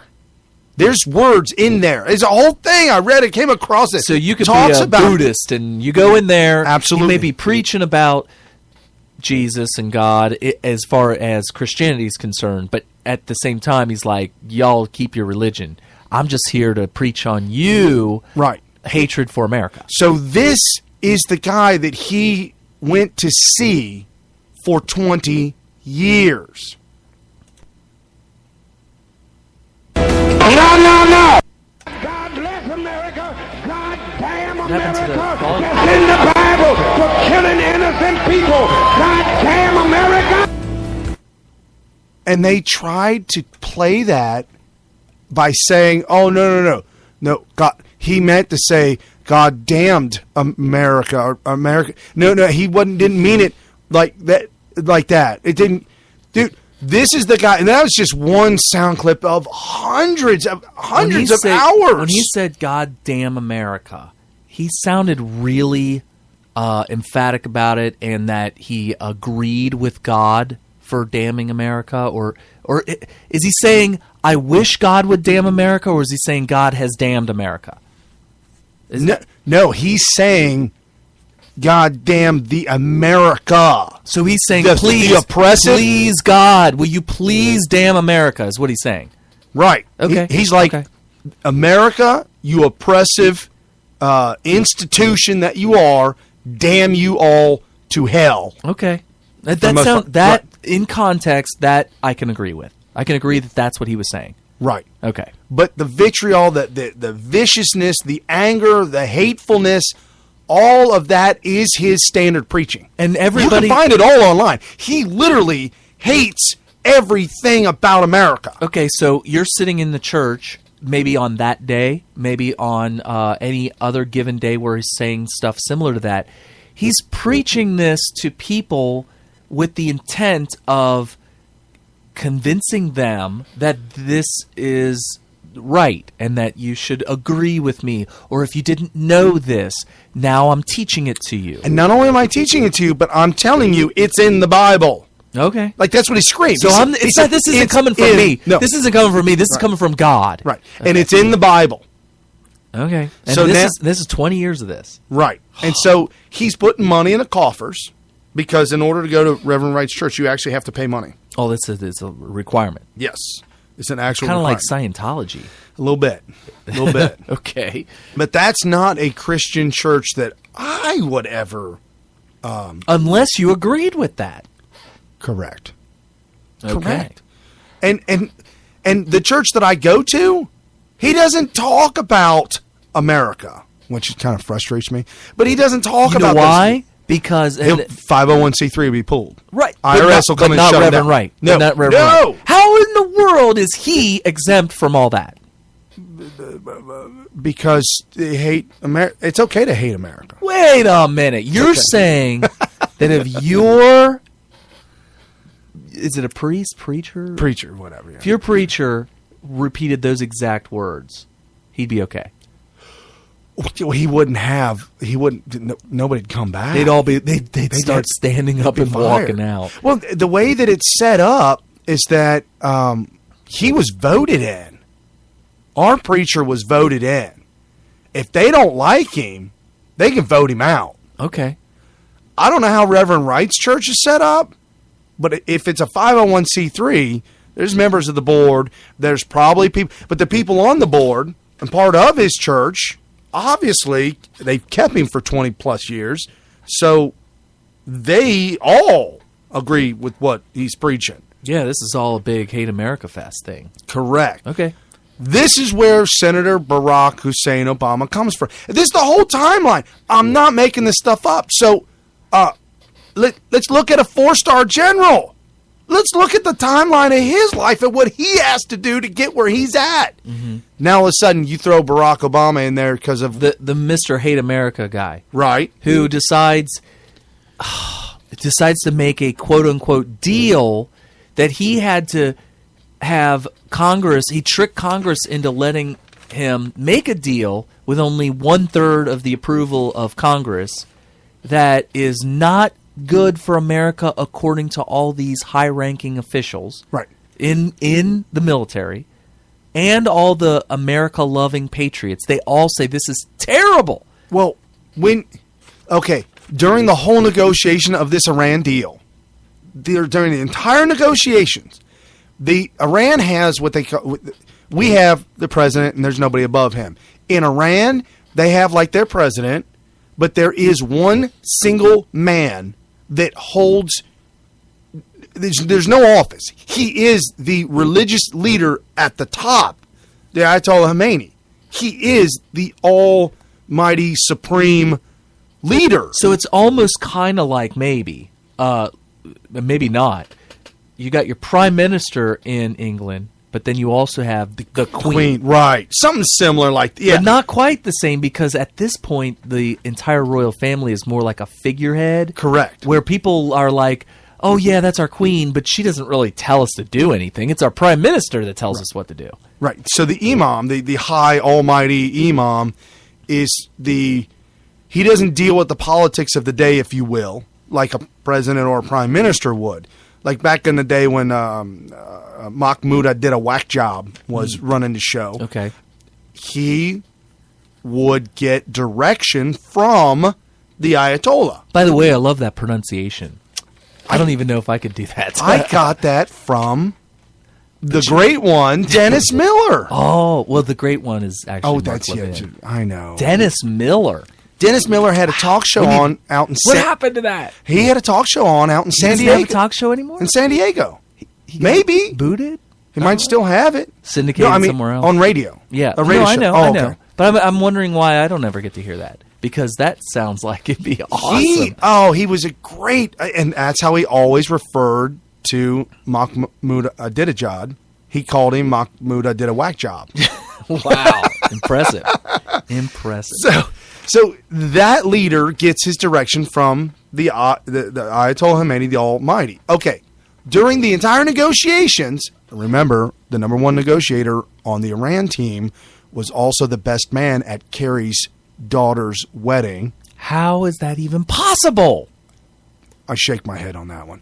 Okay. So they're getting their direction from the president, prime minister, and then he's getting his direction from the imam. During the whole negotiations, the imam is coming out in public on TV, having parades, Hate America parades. Death to America. Death to America. This is the high leader. During the negotiations. And we will wipe Israel off the map. What about the 4 hostages, American hostages? Kerry brought him up at every single meeting, and it just didn't go well. But then Obama came out and undermined that statement by saying, now how much sense would that make to tie in our negotiations? You remember that? Oh, right. How does that make sense? And we're all like, come on. Why wouldn't it make sense? His tone is is specifically designed for low information voters to say, "Yeah, Hey, look how smart he is. He's getting you guys." I freed Bo Bird Dog. Bo Bird Dog free. I got him free. Killed Osama bin Laden. He's dead somewhere. Bomb in the sea, and a shark told me. You didn't see it, but believe me, trust us. He's dead. Trust me. Trust us. Why don't you trust me? Trust me. I wonder if it's like Stalin with Hitler's skull and all that, his bones. Oh, You think Obama is in his Oval Office with drinking wine out of his skull? Out of Osama bin Laden. Laden's The thing is like they're allies. Yeah. So he Muslim allies. Well, he wouldn't have the same contempt for him as Stalin did for Hitler. Whereas Hitler was like, They say that Stalin was infatuated to a level of homosexuality with Hitler. Stalin was absolutely Hitler, the alive Hitler, or his remains. His remains. Oh, Like it was. we might need to bleep this whole section out. But before Hitler died, Stalin wrote about how he admired Hitler, and he Really? Well, they signed that treaty together. Oh, that's the right. non-violent. The what's that called? Don't shoot me, I don't shoot you. No, pact. the safe word. They had a safe word together. Oh, wow! This is where the show comes off the rails. Oh my goodness! All y'all. It's wow! Oh my goodness! The problem is that I'm the President of the United States. I'm not the Emperor of the United States. We needed a pause for station Identification.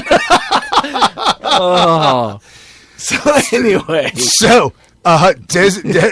I lost my mind. Wasserman Schultz came on TV and explained what her vote would be. She came on CNN to announce to the public how she was going to vote on the Iran deal. Okay, let's hear what this is the leader of the DNC. She's the head chair lady, something or other, in also Congress. I think she's at Congress.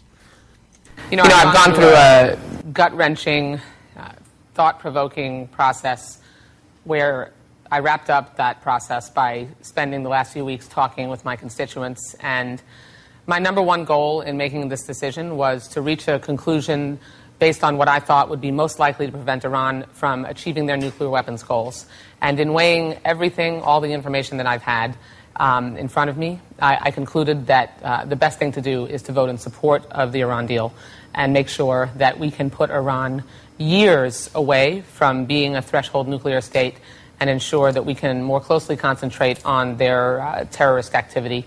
So I'll be casting my vote to support the deal and, if necessary, sustain the president's veto.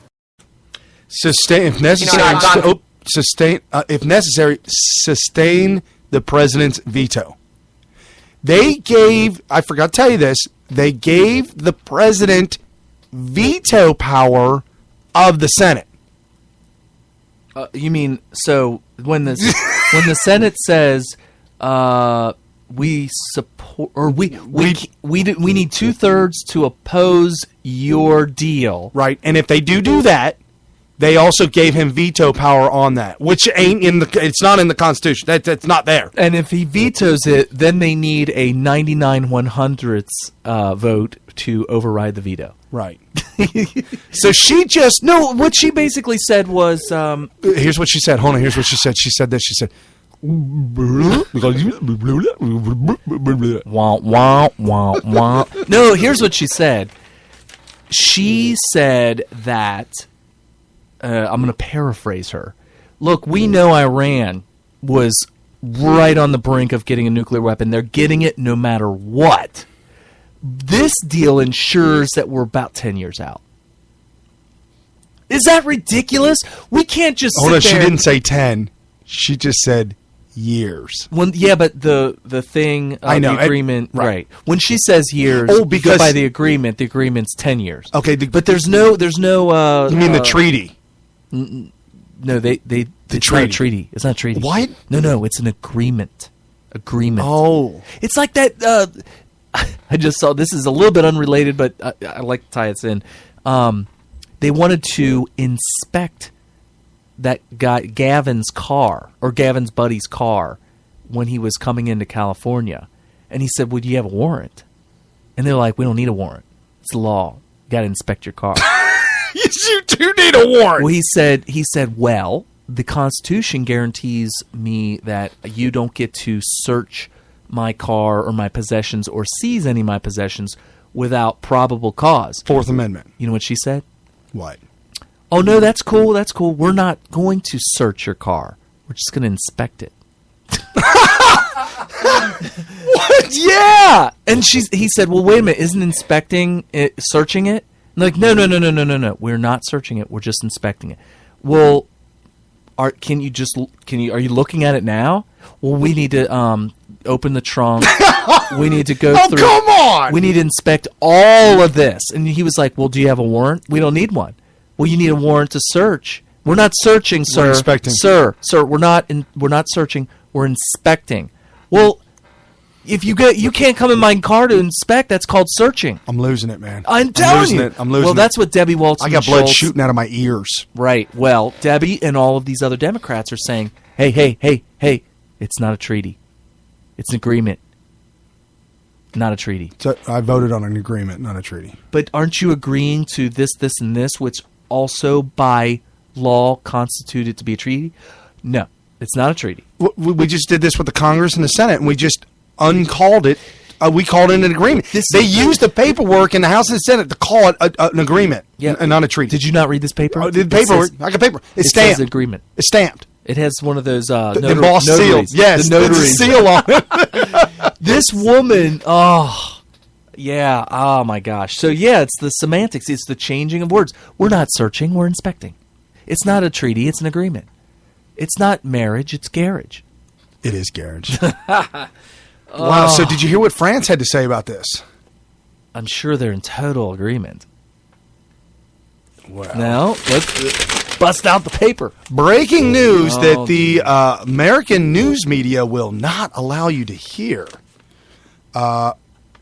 See, French Foreign Minister Fabius gave a radio interview stating that France had rejected the original version of the deal as not solid enough and wanted firmer conditions. But the Iranian delegation walked out and they talked to Kerry, and Kerry gave in. Kerry was like, no, come back. No, don't walk out on us. Please come back. Please. We'll give you anything, just come back. Oh, wow. They were like, ooh, that was the negotiation tactic. Right. That's what it was. So France is calling this deal a bad deal. No, what's bad about it? Okay, have you heard about the fact that the I don't know who brought this up, but it's true that the Iranians will be allowed to go ahead and inspect their own stuff. Right. Guess what Mitch McConnell compared that to?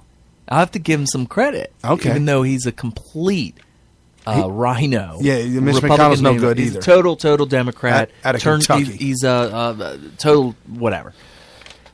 Mitch McConnell said that this is equivalent to allowing the NFL players in the NFL to send in their own urine samples for drug screening. Drug screening. Yeah, you can send in. Hey, just go ahead and send in your own. Just mail it in. And by the way, you can go ahead and send it through the machine too to inspect it yourself. You do all the machine work. You pee in the cup.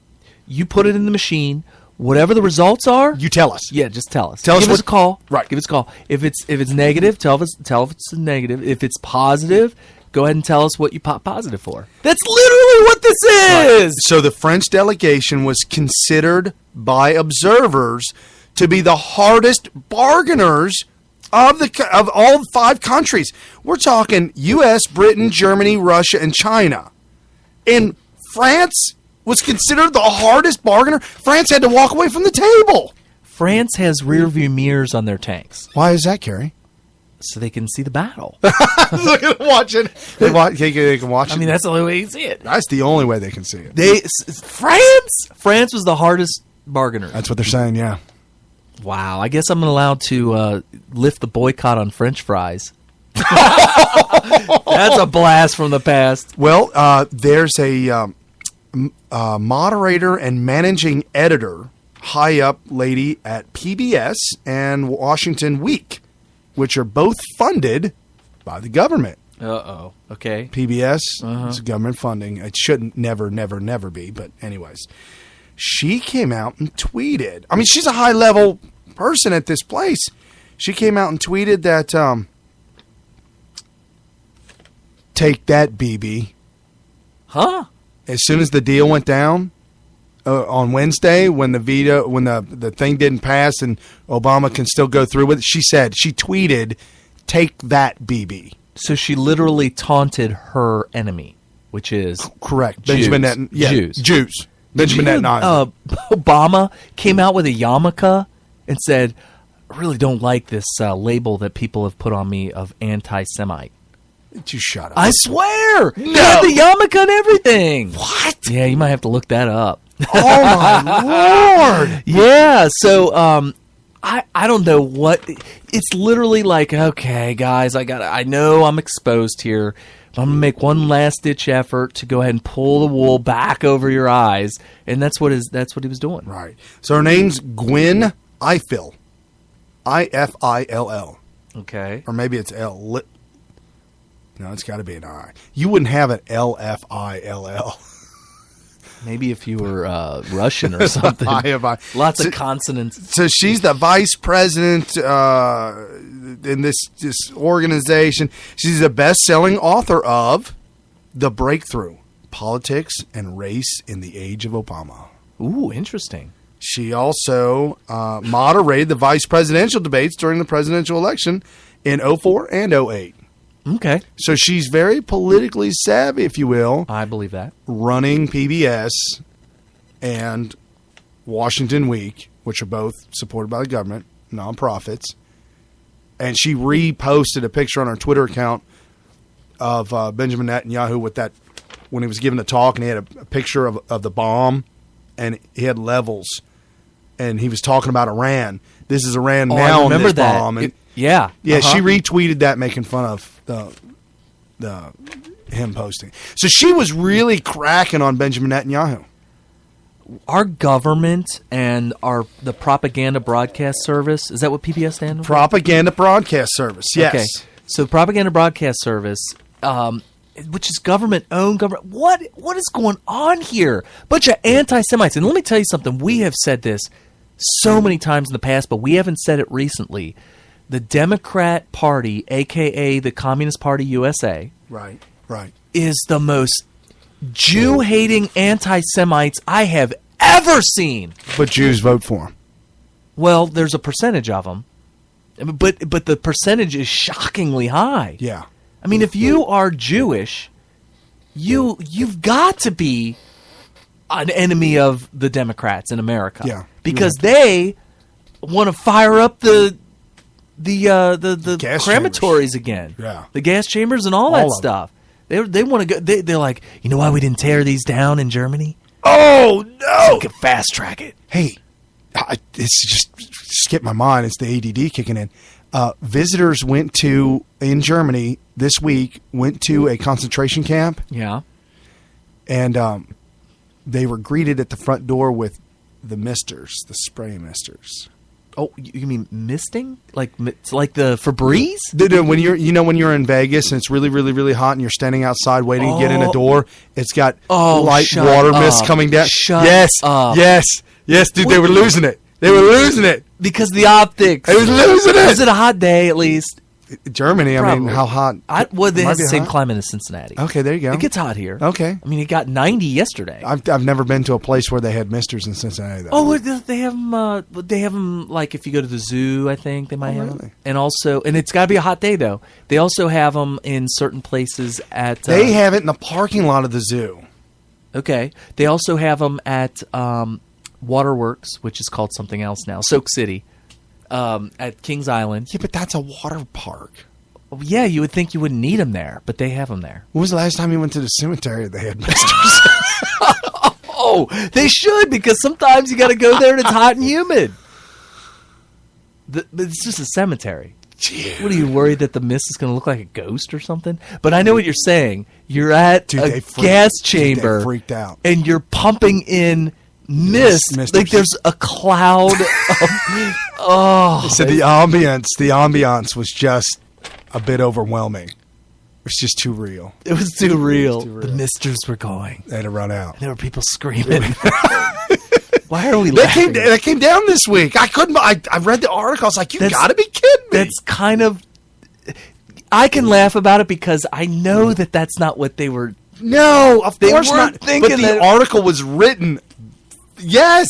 Oh, that is kind of funny, actually. I mean, without being too insensitive to people, because I understand why they would think that, but at the same time, how do you not? You're the director of the establishment. Yeah, you're thinking, oh, I know it's supposed to be 90 degrees all this week. Or let's say it's going to be a hot summer. It's going to be a hot summer. We need to improve something. The new thing in style nowadays, when it's real these hot, big fans, and you have a little water line up to them, and it sprays out a very fine mist of water, and it cools you off. Right. Or I think they went cheaper though. I think they just ran line on the ceiling, and with little nozzles that sprayed down at you. No fans. Inside the gas chamber. Shut up. It was on the outside when they were greeted. Oh, okay. They were greeted with this misting at them. Oh, man, there's something I don't know. How do you not say this don't look right? This isn't right, man. This isn't right. It'd be like Jared going to the daycare center. Oh, wow. This just don't look right.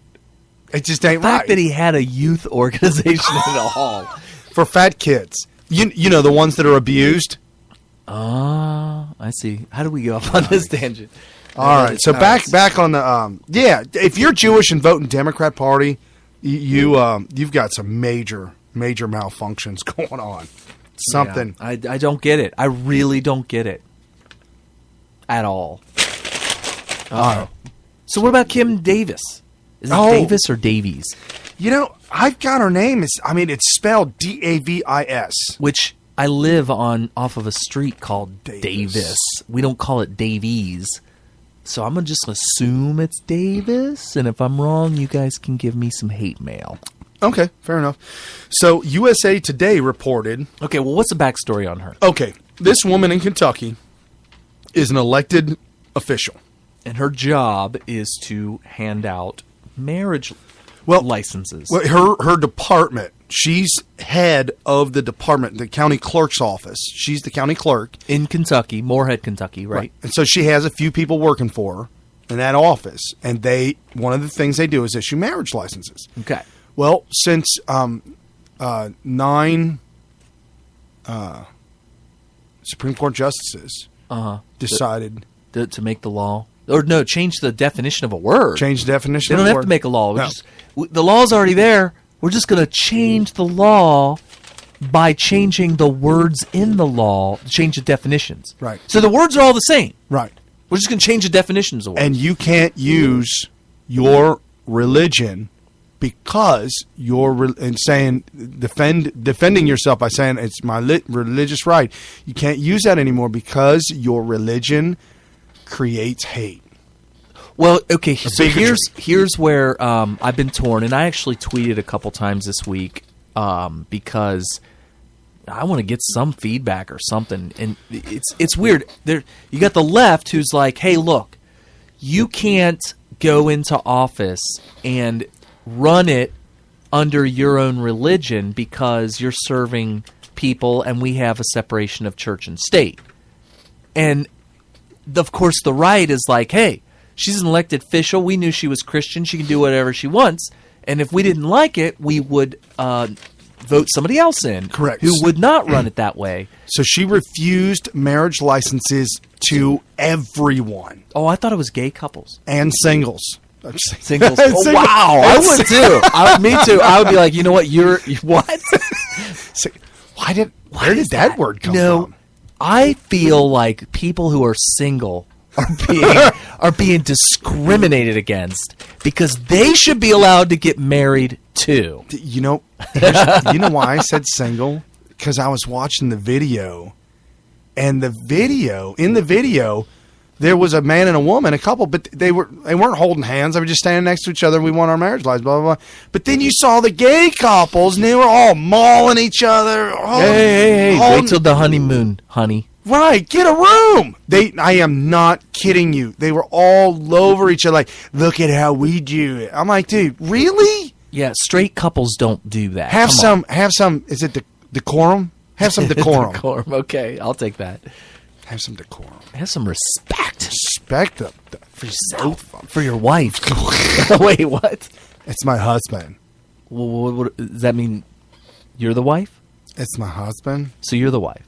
It's my husband. Well, then what makes you? What are you? The husband. What? So anyway, here's the problem. I'm a gay man and a gay journalist. Okay, so here's the problem. The problem is that we made the same argument about the Muslims who get into elected office and want to run it under Sharia law. Right. So they're claiming it's under their religion. Here's the problem, though. The problem is that their Sharia law violates the freedom of women.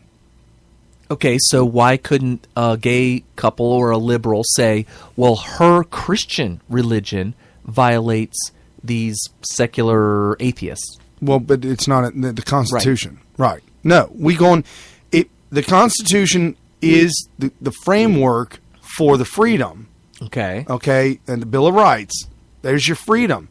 If you go beyond that and take it to violate it by taking freedom away from somebody. But the gay people will say you're taking our freedom away from us. No, you're allowed to get together and form a union. Okay.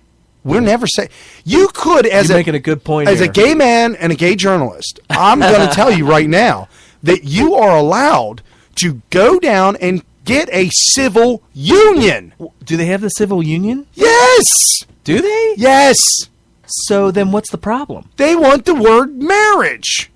Because apparently they claim that in a civil union, if my husband was in the hospital, I couldn't access him if he was dying and the rights. So then why don't we make a law that allows civil unions to do that? Oh, you silly man. I'm a silly man. Silly man. Silly. See, I like to use the word silly because it allows me to emphasize the S. Just because I speak like this doesn't mean anything. I'm actually straight. Straight gay. I'm so wow. Wow, that is so insensitive. I'm a gay man and a gay journalist. So is that. Okay. So anyway. Yeah, so one of the arguments is we'll fix the civil union. We'll fix the civil union. And so then the Sharia law thing. If somebody comes in and says, I don't even know what specifically about Sharia law they wanted to implement, but if you elect a Muslim who believes in Sharia law into any elected office, they could run that office as long as it doesn't violate other laws however they see fit, and if that includes incorporating Sharia law. Well, but they can only be certain parts. I mean, I don't know what is all entailed in Sharia law, but as far as I know, the majority of it ain't no good. It's awful. It's awful, awful. But the gay people would say that by denying them a marriage license because of the Christian faith, basically the Christian faith is awful, awful, awful. That's what gay people say. They stole the rainbow. So you're saying gay people are awful. They didn't steal it. They stole. I'm going to be devil's advocate right now. They stole the rainbow. You guys can and now still use the rainbow, okay? No, but you're claiming that the rainbow is the symbol of y'all, and it ain't. It's the symbol of... Hold on. It is the symbol for us, but you can still use the rainbow if you want. But you can't. We're telling you that you are using the rainbow improperly. But I don't care what you think. I'm going to use the rainbow. See, that's y'all can use the rainbow for whatever you want to use it for. Okay, whatever, you hateful person. Slinging mud. Oh. So the word and the institution of marriage came from Christianity, came from that the Bible came from us. The word marriage is us as Christians. Okay. So then would you do your own thing. I support the government getting the hell out of marriage business. All right. But for tax purposes, there needs to be some sort of a documentation that people are in a lifelong monogamous That's relationship. Fine. Submit the paperwork, and don't make me pay you, government, for a license. Why do I got to pay the government to license me for marriage? And it does create the problem, which you almost got to. I was kind of trying to steer you in that direction, all right, which is that the government doesn't need to tell you or tell you that, okay, we recognize you as a couple, or okay, you're not allowed to be a couple unless we say so. They don't do that. So for a gay couple to be like, it's almost as if they believe that if there's not a government sanction of their marriage, or it ain't real. Right. That they're not even allowed to be together. Right. But if you're gay and you want to be with a same-sex person in a monogamous, lifelong relationship, the SWAT team's not going to bust in your door and say, "Hey, you're going to jail for doing this." Not only that, but although back in the day they may have. Yeah. Well, two other things. One, gay man was always allowed to be married. He can always get married. Oh, gay woman too. Right. They can all get married. Just like me and just like you. Same thing. They can marry an opposite sex. Now, if they want to marry the same sex, there's a problem.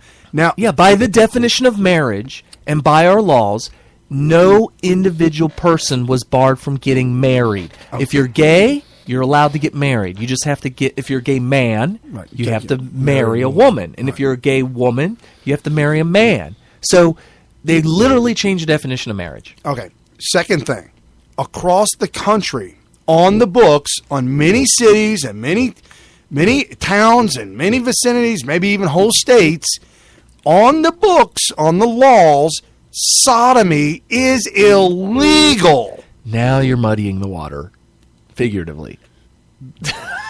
Oh, man. Pun not intended. Wow, I don't know which one. I'll do this. Oh, y'all. Yeah, what about the one where, do you believe that a man... Right. How is that not queued up? So anyway. So the big thing is the feds came in and arrested her. They did. Okay, so here's how it went down. USA Today reported that Rowan County Clerk Kim Davis, whom the U.S. District Court Judge David Bunning found in contempt of court. And instead of doing something like giving her a ticket, the judge placed her in the custody of the U.S. Marshals and had her taken to Carter County Jail. Her statement was, "My conscience will not allow it." She's a political prisoner in America. God's moral law convicts me and conflicts with my duties. And by the way, I do not support or condone her response. Well, he said, "What gives you the right to not do your job?" Right. And he said, "It's God." Well, no, dude, that's not a good answer. It's not a good answer. Well, she said, "God's moral law convicts me. Convicts me and conflicts with my duties. My conscience will not allow me to do that." But then they're saying you need to step down. I'm an elected official. So hold on, whoa. Okay, let's back up the bus. Yeah. Let's back this up. If you are an elected official by the people, the only way to remove you can be Marion Barry in Washington, D.C., a crack addict, convicted crack addict in prison, and be reelected mayor. Okay. Marion Barry. Okay. That's okay. He still stayed mayor. By the way, he was Kim mayor. Davis is vowing to stay in office and not step down.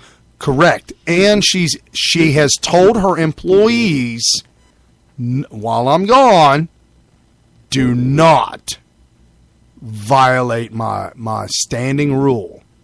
No licenses to nobody. That's a double negative, by the way. That means you got to give them. No, but and they started issuing them as soon as she went to jail. And somebody pointed out, and I can't remember who it was, that they're all going to be completely null and void because they don't have her signature on it. Correct. Right. So you had gay folks claiming, oh, I didn't want to see her. I was shocked. I didn't want to see her arrested. But me and my boyfriend, we're going down tomorrow. They were coming in from out of the area to visit her office specifically from far away. Boston, Massachusetts. Oh, shut up. Yes. They weren't even in the state of Kentucky. It was a gay couple, man and a man, two men, flew in from Boston. They said, we just flew in today and our arms are so tired. Oh, my God. Was it Mark Wahlberg? Oh! Wow. And Keanu Reeves. Is Keanu Reeves from Boston? Dude. He's got to be from Seattle. Whoa. When you say dude that much, you got to right. be from Seattle. I know Kung Fu. So they met midway in Kentucky. Okay.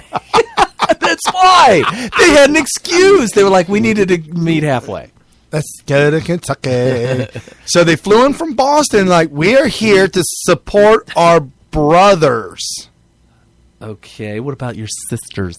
Well, they didn't care about the sisters. They cared about the brothers. Have you seen Shawshank Redemption? I have. The gay dudes were called the sisters. Oh, they were. See, they had fake wigs. The one had like a mop. No. One wore a mop. No, they were shaped. Oh, that was the joke movie that was making fun of them. That was scary. Was that Scary Movie? I don't know. No, the sisters. He had a mop on his head. I don't know. No, but the sisters were in the movie. They were the three gay guys that always beat up on the main character. Right. And Morgan Freeman referred to them as the sisters. Okay, so so he was not. After we get out of that, then woods. Well, because he was supporting his sisters, right, or brothers, whatever, or brothers. So did you get lost? Yeah, I got lost. So, oh no! So they went there. They were coming in out of the woodwork everywhere. Mark Wahlberg and Keanu Reeves come into Kentucky to get married from Boston and Seattle. They meet there and demand their marriage license. Correct. Well, they also came in and I mean the whole thing was to come in and they wanted to. They're just agitating. Agitate. That's exactly. It's like the people that go to a pizza parlor and say, "Will you cater my wedding?" Well, who gets a pizza parlor to cater a wedding? They're just agitating. Yeah. By the way, I just heard from somebody on, I guess it was in the comments section of a YouTube video, that pizza parlor got hundreds of thousands of dollars in restitution. No! Yeah, I didn't look it up. I'm literally taking, this source is some random user on YouTube. Aww. So it may not be true, but I just left it at that because it just made me feel so good. Whatever you hear on YouTube, it's got to be real. It's definitely real. So, as everybody is saying... What song are you playing? What? Oh, this is... I don't think they're in Kentucky in this. I think they're in Tennessee. They're not... This in Kentucky? I think it's Tennessee. I might be wrong. Let's see. I'm going to have to bust out the Google for this. Oh, so they call this dueling banjos. So as they ascend on this town, they're making demands of this county clerk who, in her capacity, in her elected official job, the only way for her to be removed from her job is to be either stepped down or be recalled. You understood me. Okay. I want to get some drivers. And if she's not, you got distracted. This is getting too far on. If she's recalled, it would be recalled by the local people who voted for her. Okay. I don't see any signs of recall. So if the local people are like, hey, we don't want our county clerk to issue gay marriages, and so we're just going to keep on reelecting her because we know we can trust that she is going to uphold the Bible. They had a lot of people arriving at the courthouse, Bibles and signs and stuff, and it got a little kooky, a little creepy, a little weird. They were bussed in by the DNC, so of course it's going to be kooky and creepy. They had a sign, some kid, some teenage girl or somebody had a sign that she's holding over her chest, had rainbow-colored sign, and down the side said G-A-Y, and the G, the A, and the Y had words. So gay was an acronym. Correct. Okay. Got AIDS yet? What? That's got to be a pro Christian. Yeah. But I mean, got AIDS yet with a big question mark. Okay. So they were supporting the woman. No, everybody went down there. The whole protest was in support of Kim. Okay. Davis. So was there a counter protest or anything? Not. It's just that's shocking. I mean, there are gay people lined up. Okay. But the problem I was having is some of these Christian supporters. Maybe the news media found the kookiest ones. Okay. And interviewed them, and it was just a little. So of course, they were going to interview everybody and use the worst people that they could get interviews from. And it was kind of sad because it's not the kind of Christians that I hang out with or support. Some of the evangelicals are just, I'm sorry if you're listening to the show right now and you're one of those evangelicals, but sometimes you go a little too far. The signs that say going to hell, burn in hell, you're going to burn for doing... That's a little bit hateful. It is hateful. Do what Christians are supposed to do. Show love and consideration and appreciation. There's one pastor that it seemed like a pastor, that they interviewed, and he started out on that road, and I'm like, oh, well, this is good. It's showing a really, appropriate, nice guy. This is kind of odd for the news, and then all of a sudden he went off the rails. Are you ready? End of times. Yeah. That's why they showed him. I mean, I don't mind. If you believe end of times are coming, make your case. I'm cool with that. But don't get your finger in my face and start screaming that I'm going to hell, because that's not up to you. Right. No, and if you... And don't be so mad about it. Why are they so personally insulted that I'm going to hell? And if you have a question, that's fine. You can ask questions like... Do you think that a man's body is meant for penetration by another man? That's a perfectly legitimate question. And that's not hateful. No, not at all. Not even close. But now if you say yes, fireworks could ensue. It's like one of those rhetorical questions. You're actually not supposed to answer it. Oh, that was rhetorical? I don't know what you're supposed to say to that. So, if you say yes... Yes, I believe it was. I believe my body was designed by God to be penetrated. Oh, man. Wow. I mean, how do you answer it? If you say no, I'll be like, wow. If you say no, then you're supporting her position. Oh, he's saying, well, you don't know my body. You don't know my body. Maybe not all men's bodies were designed for penetration. You're saying we are. You're saying we are going to be shut down by the FCC. Speaking of gay men, yes, you can't do this. So we'll see what's to come. I mean, she's in jail, and you didn't get that soundbite of the Black Lives Matter guy, did you?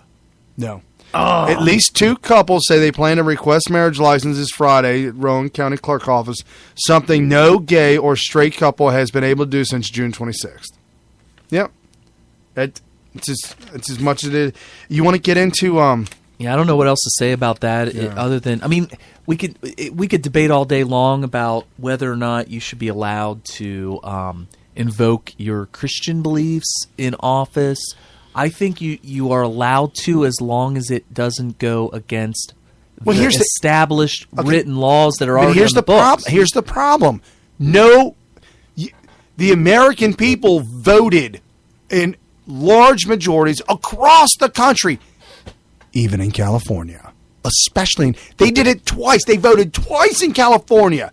No gays are allowed to get a marriage license. Steal the word. Word, right. Or redefine the word marriage. And so you know what they did in California?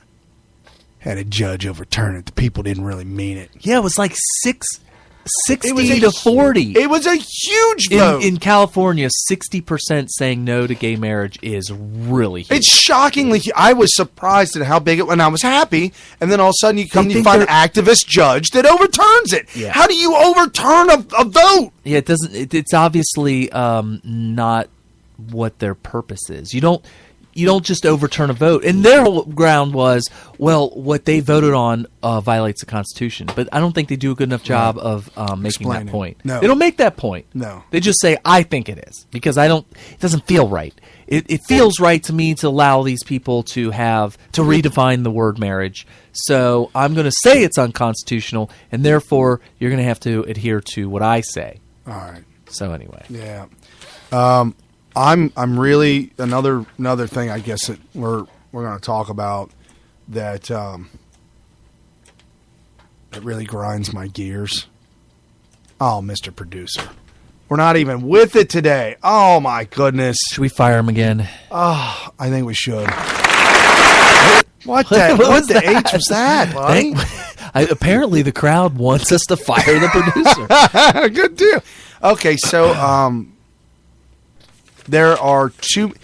Obama's come out and claimed that the one kid, if he had a son, would look like Trayvon Martin. Uh-huh. Okay, and then the white Hispanic. Okay, that went down. So he came out verbally and commented on that. Mm-hmm. Ferguson, he came out verbally and commented on the gentle giant in Ferguson, the black man that died at the hands of the white cop. They want you to think that. And so Jesse Jackson, Al Sharpton, they ascended on Ferguson. And Eric Holder got involved. The Justice Department, Yeah, I remember that. Eric Holder got involved. It was maddening. Okay, now he is one of the biggest criminals in the United States right now. Oh, yeah, absolutely, hands down. And so the guy I Can't Breathe. Michael yeah. Was that Mike Brown? No, Michael Gardner. Yeah. He was the one in New York City who was clearly on film resisting arrest and screaming that he couldn't breathe, and then sure enough, he actually died of asphyxiation. Okay, Obama came out and talked about that. Black man died.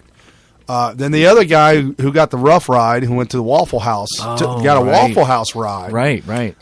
He apparently was notorious for stepping out in front of cars and getting insurance claims. Really? And had a lot of back damage from the stuff he'd been doing. Yeah, but I'm not giving it a green light. I am saying this, that a normal person that hasn't been hit by that many cars, a normal person at his age would not have a problem with a waffle ride to Waffle House. You sound like you're justified. No, I'm not. No. So Obama came out and spoke about that one. Okay. However, they didn't tell you that there was a black woman driving the van. They didn't tell you that only 2 of the 5 cops were white. So the waffle ride was at the hand of a black woman. Black woman, 2 black men, and 2 white men, 5 cops. Okay, but they didn't want to tell you all the race that. Okay. This past month of August, 15 police officers have been murdered. Not accidental murders. Have been hunted and murdered. Like tracked down, hunted down, and murdered in cold blood. The one in Texas. Oh, that one was disgusting. Where the camera, the surveillance camera, the cop was filling his car up with gas at I don't know. I guess he must have been in a small town because usually your car they have a gas pump at the cop station. Oh, okay. Yeah, you would never be at like. Yeah, I'm not sure what the story is on that, but some people, like a Shell or something. Well, some cops actually take their cop car home with them. Yeah, but the police station, they have fuel right. pumps. I understand that, okay, but yeah. if you Texas is a big like things are. Oh, really you don't want to far away. drive back, and it's only a few bucks. It's no big deal. Right, he might just put a splash in there, or maybe he's just filling the whole tank up. I don't know, but it's big. People have trouble if you live east of the Mississippi. It's hard for people to understand how big the country is from pretty much the Mississippi west. Things are so far apart from each other. Oh yeah, absolutely. I remember my buddy's house when I lived in Yuma, Arizona, was 15 miles away, and that was a little bit of an annoyance. Dude, that's pretty far away. Yeah, 15 miles, but it was in the same city. Wow. He happened to live on Right. the other side of the city. So we go over there 15 miles. And that's probably true in Texas. I've been through Texas, San Antonio, all the way up to the Panhandle. It is very far apart. So, yeah, you're right. I mean, he could have been out and about, and just realized, oh, man, I'm low on gas. So he pulled in, put a spot of gas in the car, and Dude a black sprinted up behind him. black man, white cop. Point blank to the back of the head. When he dropped and hit the ground, he unloaded the other 15 bullets into his back. Execution style. Right. This is ISIS execution style. I'm not saying ISIS did it. I'm just saying this is how they would do it. Could you imagine seeing that? Could you imagine being the bystander and seeing him shot, but then the horror of seeing him, because it takes a while. I mean, it's going to take you several seconds to get the other 14 bullets out. Right. So you're just looking at this thing. It'd be a horror film. It would be an absolute nightmare, without a doubt. It'd be something that would stick in your mind forever. That would be seared into your brain. So now, was that the guy that they asked him why he did it, and he said, I didn't have nothing else to do, and just... I don't remember, but one of them said... He is the one, I do remember this, where they found that he was severely mentally handicapped. Severely. Like, it wasn't like, I wonder if he's got some mental problems. No, he has a long history. It's well known that this guy is, like, practically mentally disabled. So... Oh. That's what they said about him. Okay. But here's the thing. Hold on. Obama didn't... Yeah. Mentally disabled people don't just say, there's somebody that is a cop. Let's go run up at... This all was suggested to him subconsciously by watching the news media vilify cops and telling the world that white cops are indiscriminately murdering black, unarmed, innocent black people. Right. And so you got this crazy guy who he looks at his skin and he's like, yeah, I'm black. Oh, I guess we're at war with whites. Better man up. And why would he think he's at war with whites? Why would he think that? Because of the media. Right. And the administration and right. BLM. BLM.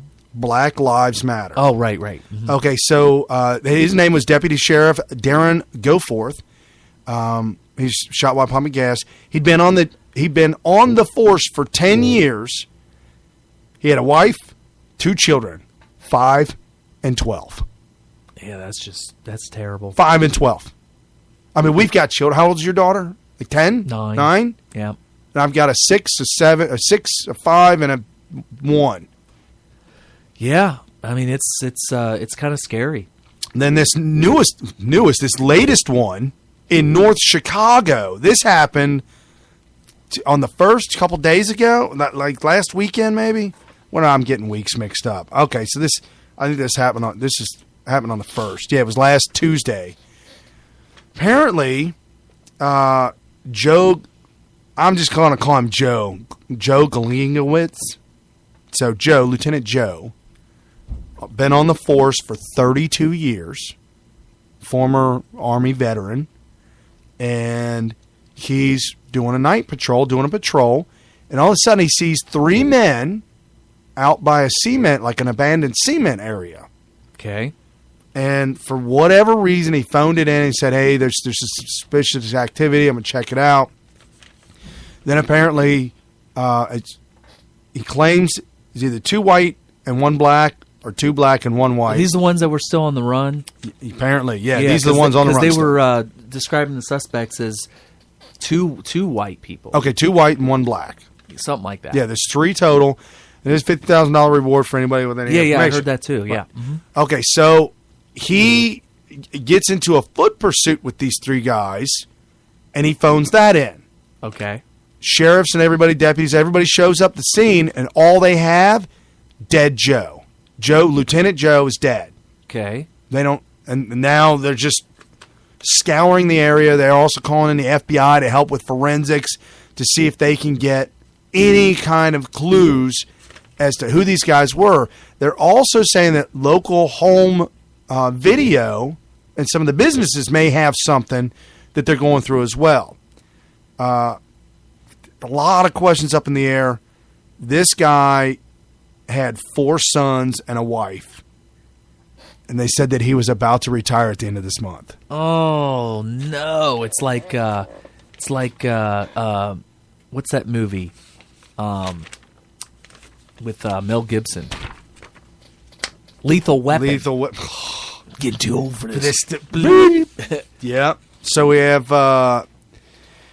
It just goes on and on. Memphis Police Department cop, gunfire, dead.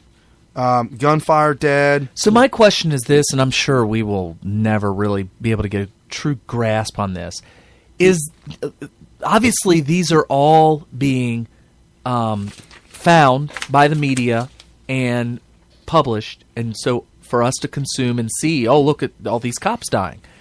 The question is, what was the rate of cops being killed? Being killed prior to this last week of all of a sudden we're getting reports of cops being shot and killed. I mean, they may have been dying at this rate worldwide, or I should say nationwide, and now we're just hearing about it. That's funny that you bring that up. It is... Ooh. Okay, we've got soundbite. Okay. Soundbite 1A keyed up. We've got the David Clark, who's Milwaukee County Sheriff. He's on Fox and Friends or Fox News on a regular basis. They call him up. He's a really outspoken guy, really stand-up kind of guy. And he was on She's Back with Megyn Kelly. Okay. She used to be your girlfriend, by the way. Yeah. But she still, if she sticks with her show and does her show, she does a good show. Yeah. She don't need to be involved in debates anymore. No. Stay with your show. She didn't like the crowd. The crowd didn't like her. It was mutual. Was it? Yeah, she was very, very disturbed by the crowd. Okay, so the question that she puts to Milwaukee County Sheriff David Clark, she says, from the BML movement, the Black Lives Matter movement, is saying, from year to year, you cops are dying that much faster, not much faster than what's happening now. So it's not a big deal. It's no big deal. You guys are dying just like everybody else. And I think they even said something about an open season. What do you think about that, Sheriff? It's the disgusting nature that this movement has taken. It's the slime that I talk about.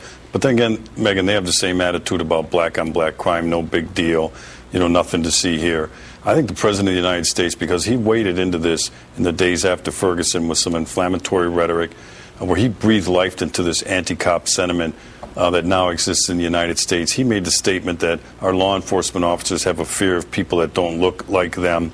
You look at the Fox Lake lieutenant who 30 years in the job, the report I got, he was considering retiring at the end of the month. He had 30 more days to go, father of 4, and now look at what we're looking at here now. Look, the president now, because he waded into this, and he waded in after the Cambridge Police Department where he said they acted stupidly and some other statements that he said, he's got an obligation to come out now and walk some of this back and remind people of the important role that law enforcement officers play in that longer will this anti-cop madness. So Black Lives Matter had a protest, and this is what they chanted.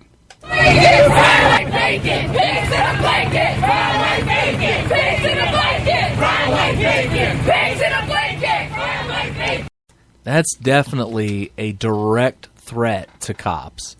So the guy was arrested that started that. Oh, was he? Yeah, good. Well, they pulled him in, they arrested him, and it was originally tweeted, "Pigs in a blanket, fry 'em like bacon." That was the original tweet. Okay. They went to his house because apparently they knew him or somebody knew him, and he had some past priors,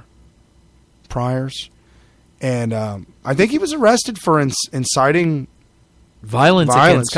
It's one thing to incite violence, which you can get in trouble for, but to incite violence directly towards law enforcement, I mean, my God. So they asked him, well, I don't think they asked him, but when they took him in, he said, "Oh, it's just joking. It was just a joke. It was just a joke." That's what he said. Yeah, and I'm sure the journalists that have all the blood on their hands that are responsible for inciting all of this, it's just not serious for them either. And you got the new Black Panthers. The new Black Panthers. The new, because the old new, they're not around. No, they're not around. So the new Black Panthers, quote, "better stop or we'll creep up on you in the middle of the night." What? They said that. Better stop what? Better stop killing us. We'll creep up on you in the middle of the night. Then there's a arrest that person. Right. There's a black gang out in California that said 100 dead cops in 100 days. There's the challenge. It's a challenge. Yep. It was put out. It was gang members put out the challenge. Wow. 100. I can't believe you don't have the soundbite of that guy. 100 white people in 100 days. Not just cops. Oh, it has to be... They have to be white. Okay. Right. And so the head of the new Black Panthers Party, "America has declared war on us. We will kill and die for our black nation. Founding fathers would be proud of us to fight back the military-style police that are put in black neighborhoods only that just protect the rich." That's Black Panthers. He's claiming that the police are militarized in black neighborhoods only. Militarized in black neighborhoods only. Right. And so the founding fathers of America be proud of them for fighting back Whatever. the cops. That's what he said. There's a guy that came on. He was a sheriff. Came on one of the talk shows during the day on radio.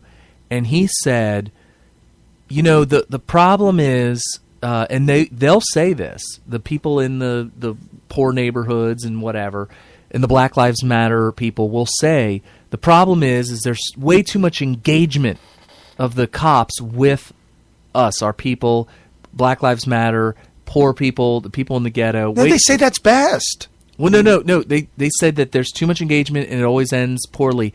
The sheriff said, well, we need to look into what's happening in these neighborhoods that are causing the increased number of cops. Right, It's the black on black crime that is causing them to ask for more or require more police involvement, police presence, and this excess or extra police presence ends up causing more engagement between the police and black people or anybody in these poor neighborhoods. We went over this before. Unemployment rate skyrocketing.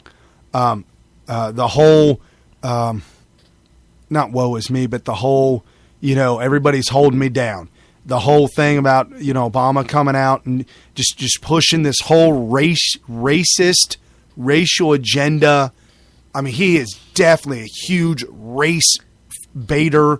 Keep it going, stoke the fire, put more coals on it, get it really fired up. But I thought you were going somewhere else with that other one. But they say that police presence in areas makes law-abiding citizens feel better, makes you feel more secure as a law-abiding citizen.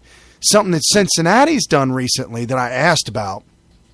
You'll see the Cincinnati cops driving around all the time, and they have the top of their lights are LED lights, and that's redundant. They're LED, and they're not flashing, but they got a hue to it, a glow, a red glow and a blue glow on their lights on top, but they're not flashing. And I asked a local law enforcement agent, I said, so why do they do that? And they said, because it shows, the local sheriff said, it shows a presence. And it makes people feel like the cops are on the beat. And I'm going to be honest with you, at first I was kind of thinking, put the brakes on, slow down.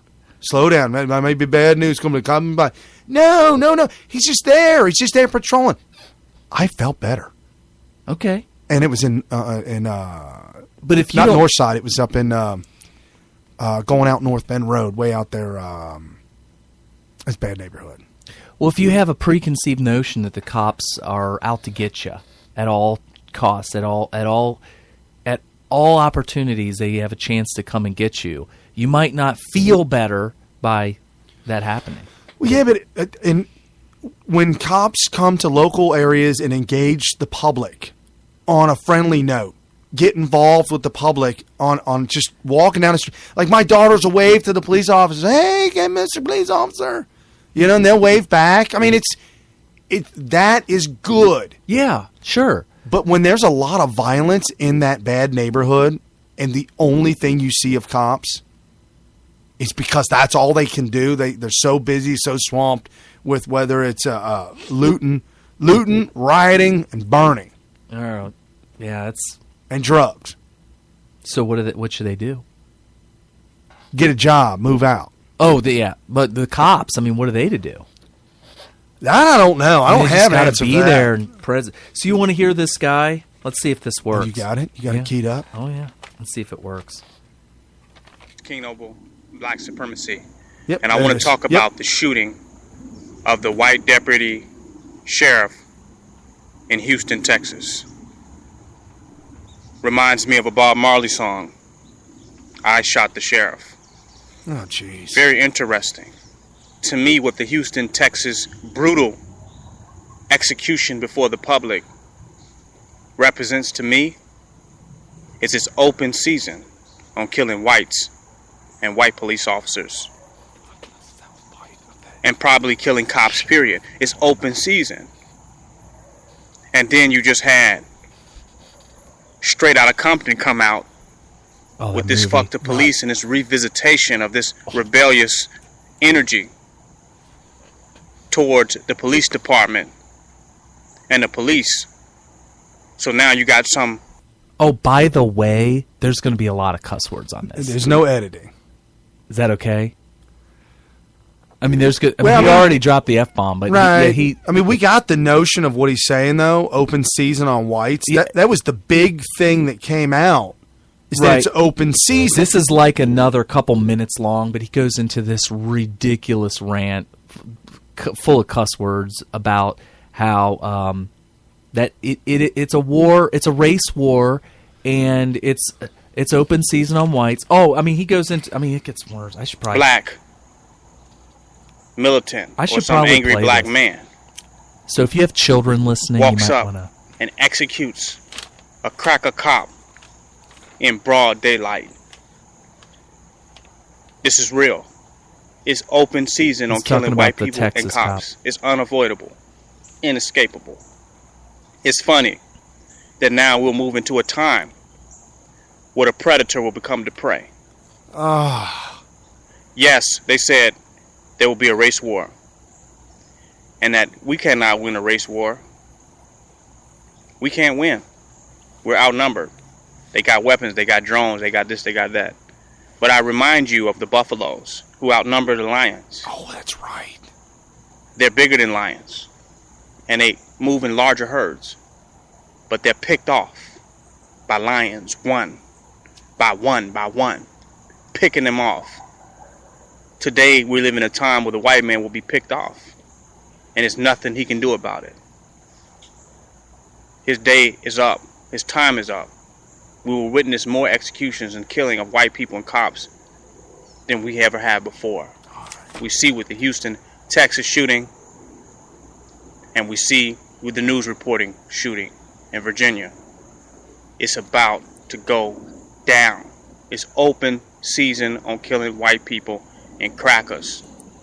The Black Lives Matter movement wasn't enough. We tried to appeal to them to let them know that this type of thing would come, it would happen. They thought they were indestructible and invincible because they took advantage of the weakness of black people for too long with all this police brutality. You know who's taking care of the weak? And now they've got black men out there. The Democrats are taking advantage of your weakness. That's right. Take it. That's right. Anymore. Republicans are trying to treat. And they're willing to get you when you.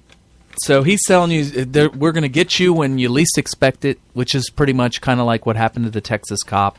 And he's pretty much advocating for picking them off. And he goes on to say that that you should pick off white people one by one until the whole herd is gone. Right. And he advocates for the entire extermination of the white race. So David Clark appeared on Judge Jeanine Pirro's show. To respond to this?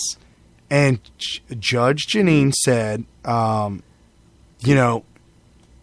is it open season on cops in this country? Judge, I am too pissed off tonight to be diplomatic about what's going on, and I'm not going to stick my head in the sand about it. I said last December that war had been declared on the American police officer led by some high-profile people, one of them coming out of the White House, one coming out of the United States Department of Justice. And it's open season right now. There's no doubt about it. Look, anytime a law enforcement officer is killed, a little of every police officer in America dies along with them. He went on. He was referring directly to this video, too. Yeah. And Obama. And by the way, he actually posted this on YouTube, and within a day, if you tried to go directly to it, it said it actually said violated the terms and service terms of agreement with regard to hate speech. Yeah, I was like, I was impressed. There's a little hate there. Well, because YouTube, because a lot of times there would be a double standard. They came after us. Well, that was because you. It wasn't my fault that she was doing that booty shake dance, and then. Is that what you got busted for? I thought it was the beheadings. Well, maybe that too. So anyway, yeah. So I mean, and the biggest cry right now is that Obama is nowhere. It's deafening. It's silent. The White House is absolutely silent. Well, because of all these deaths. Here's the reason why. He's for the people that are calling for open season on whites, but he knows he if he says anything that is construed as being for it, he's going to be in trouble politically.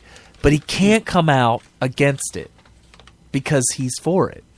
Right. So he's not going to say a word. So the more chaos, the more disruption of American life and American way, the more commotion that's happening on a daily occurrence. He'll say that with my pen and my cell phone, I'm gonna go ahead and push off the elections for another few more years, just till we can get a handle on this crisis. Right, it's a crisis, and everybody needs to calm down, and we're going to slow everything down, and we're going to put it off for a couple years, and then we'll get right back to it. If you don't believe me, it can't happen. Hugo Chavez did it in Venezuela. Yeah, and the thing until he got cancer from George Bush. Oh, right. Of course.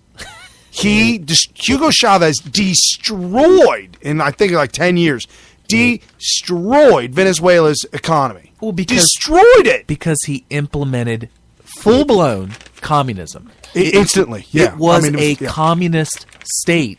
They had free elections. He got elected by hook or by crook, however that happened, and then said, "I'm gonna use executive order to push this off to right the economy until the economy gets better." Oh, that's so messed up. Yeah, if you stop and think about it, to this day, in 2015. There's only a handful of full-blown communist countries left in the world. You got your North Korea, and you got your Cuba, and China, and so there's not a whole lot of them. One of them is Venezuela. Right. Yeah, it's full-blown communism. Coming up the north. I mean that's what communist Cuba wanted. That's where communists stepped into Cuba and said, "This is our platform, our landing form to take over all of the Americas." What's the name of his? He has an actual gas station all over America. That's it's the Venezuela. Oh, Valero? No, it's not that one. It's the Orange Diamond. It's the Orange Diamond. The Valero's got the V with the squirrely around it. I can't remember the name of it. But, it starts with a C, doesn't it? Citgo. Yeah, Citgo. Yeah, so if you buy gas from Citgo, I've actually completely boycotted them. If I come up on a gas station in the middle desert on E and it says next station is 100 miles. Citgo only. It's the only one there. I'm probably going to go ahead and either turn around or just risk it. Hey, how far down does that the needle go? Yeah, because when it hits E, I know for a fact that my engine won't stop there. I talked to a couple of other Ford owners. I'm a proud owner of a Ford F-150. I thought they were all different, though.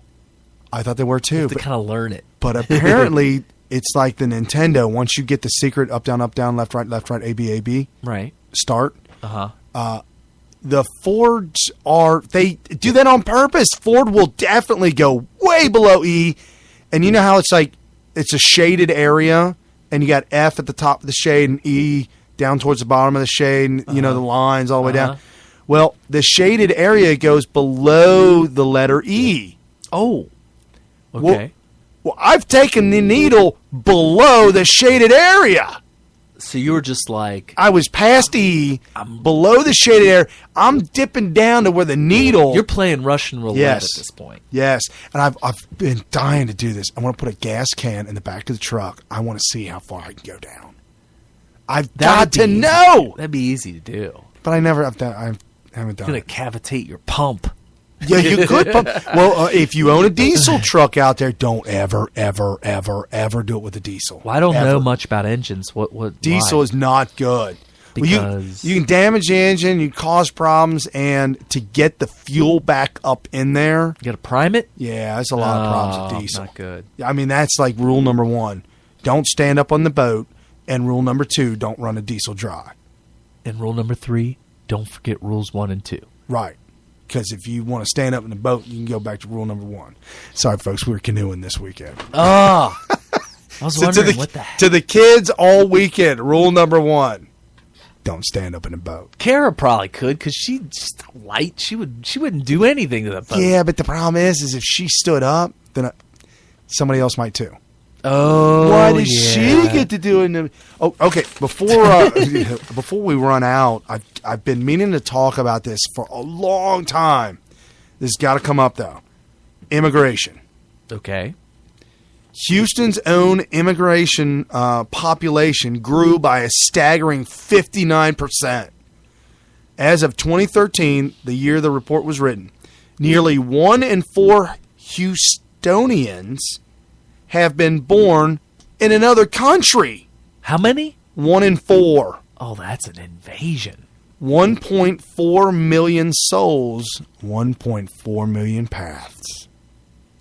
Okay. That's how the article read. Oh, geez. Houston is the epicenter of the invasion, the immigration invasion. Sounds like it. Absolutely. I would have never guessed that because I would have thought that Texas would have been a little bit more vigilant about illegal immigration, but apparently not. So why are they running to America? Okay. Why don't you stay in your own country? What's wrong with your country? Better life. Oh, so what's wrong with your country? That's bad country. Why? It's corrupt. Oh. The government's corrupt? That and also a lot of drug cartels. Oh, so the neighborhoods. So you want to enjoy the fruits of American capitalist labor? Well, they don't work. We'll work for them. So when you get to America, I think the number was 75% of immigrants are receiving some type of government subsidy. 75%. We're not going to work. We're just going to sign up. We're going to go to the office, sign it up. Right. Essay. And so the thing that I can't stop thinking about that blows my mind, the raping and the pillaging of America that is going on with Obama sending hundreds of millions of billions of dollars overseas to other countries, millions and millions and millions and millions of dollars, hundreds of millions of dollars to all these terrorist countries, countries, and then trying to support Solyndra and all these other entities. And then not only that, but all the student loans that if you make the minimum payment on a student loan after 20 years, it's completely paid off. It's free. You only pay for 20 years and that's done. It's done. It's over with. Obama, executive order, signed that one into law. Really? Yes, sir. Minimum payment. And the minimum payment can be, and not exclusive to, if you're unemployed, you don't have to pay, but you just got to keep telling them that you're unemployed. Right. Okay. And if you tell them that you do it once a year, you say, I didn't make any money last year. They say, okay, sign this paper, say it's true. Okay, I'll sign and say it's true. They said, send your income tax return in. I can't. I didn't make no money. I didn't file tax. Oh, okay, just sign it and say you didn't file tax. But you get earned income tax credit. That don't count. No, but you have to file. No, but that don't count. What doesn't count? You just tell them you didn't make anything. Okay. So you do this for 20 years, and after in 20 years, it's wiped clean. Slate's wiped clean. Yeah, but you didn't earn any money for 10 years, except from the government. Well, that's what you told them. Oh, so it wasn't true. They're not looking. Why would they? Why would they look? They're getting paid by the government. They don't care if you pay it or not. Anyway, so with all that, where the hell was I going with this? Immigration. Oh, right. All this money being spent, being thrown away. We're still, we still have everything we want here in America. How is it possible? Is it possible to destroy the gargantuan, the behemoth engine that is America? Is it without going possible? to full-blown communism? If you just get just enough socialism in there to where you think, well, we can afford this. It's a little much, but we can afford this little bit of socialism. I think we can do it. It's a lot, but when I say little bit, I was just kind of... Then dump all these poor illegals into the country, make them eligible for it all, and then make sure you get out the drives, make sure that they know about it, go find them, send out all these bureaucrats to go find them to sign up for their thing, and then that's how you bankrupt. That's how you destroy a capitalist nation. How long would that take, though? I think it would take a long time. We're like $21 trillion in debt right now. No, they said that the debt clock was frozen for like 6 or 7 months. What? Yeah, there's a report. Somebody came out. What? It's been frozen. Mysteriously, it's been frozen for 6 weeks. Just because somebody broke the clock by freezing it doesn't mean that it's not. Just because you pour... see this clock on the wall? I can put a hammer through it right now, but that does not stop Because you put liquid nitrogen in that machine does not mean the time is still not moving. Time's it's working. Moving, yeah, it's going. So I brought that up for a reason, because of this mass exodus of people that don't want to be in the horrible communist dictatorship-ridden countries of the South America. Okay. What about Europe? Are they coming over? No. People from the Middle East. Oh, they don't want to be. They're flooding into Europe. Oh my God, bro. Yeah, but they might be evangelists. They might be evangelizing Islam. They might be. What do they call those? Pilgrims. Oh yeah, they're pilgrims. They're on pilgrimage. Yeah. Euro on mass invasion. They had a picture of. Dude, this article. I had to read it, and I forced myself to read it. You got to.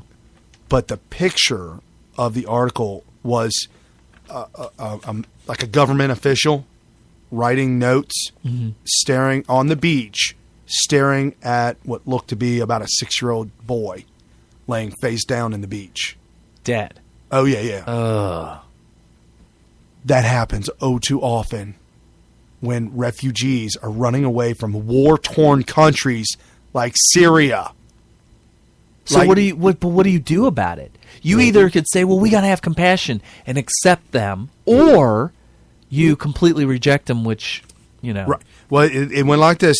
They're extraordinary images and serve as a stark reminder as European leaders increasingly try to prevent refugees from settling in the continent. More and more refugees are dying in their desperation to flee persecution and reach safety. Police are hauling refugees off of trains in Germany and writing numbers on their shoulder with a pen. Reminiscent of... Do they have misters? The misters. Oh! at the police station. Yeah. They're rounding all these refugees up, and they're having to mark their arm to note who they are. They don't even know the language. To note who they are, they're giving them a number and like trying to deal with all of it. I'm talking hundreds of thousands. Where are they all coming from? They come from war-torn countries. Remember I said Syria? Mm-hmm. Yeah. What about some of the other Middle Eastern countries where ISIS is taking over? Right. All of this, blood on their hands. Obama and Hillary. Oh, definitely. I mean, they're going to look back on the Hillary and Obama conglomerate and in history, and it's going to be bad. Oh, man. We out of time? Oh, my goodness. All right. We're not even going to make it. Follow us on Facebook, follow us on YouTube, Twitter. We're all over Twitter, SmithRadio.com. Here for you. See you guys next Sunday. Bye. What kind of power? Unfathomable. It's without fathom.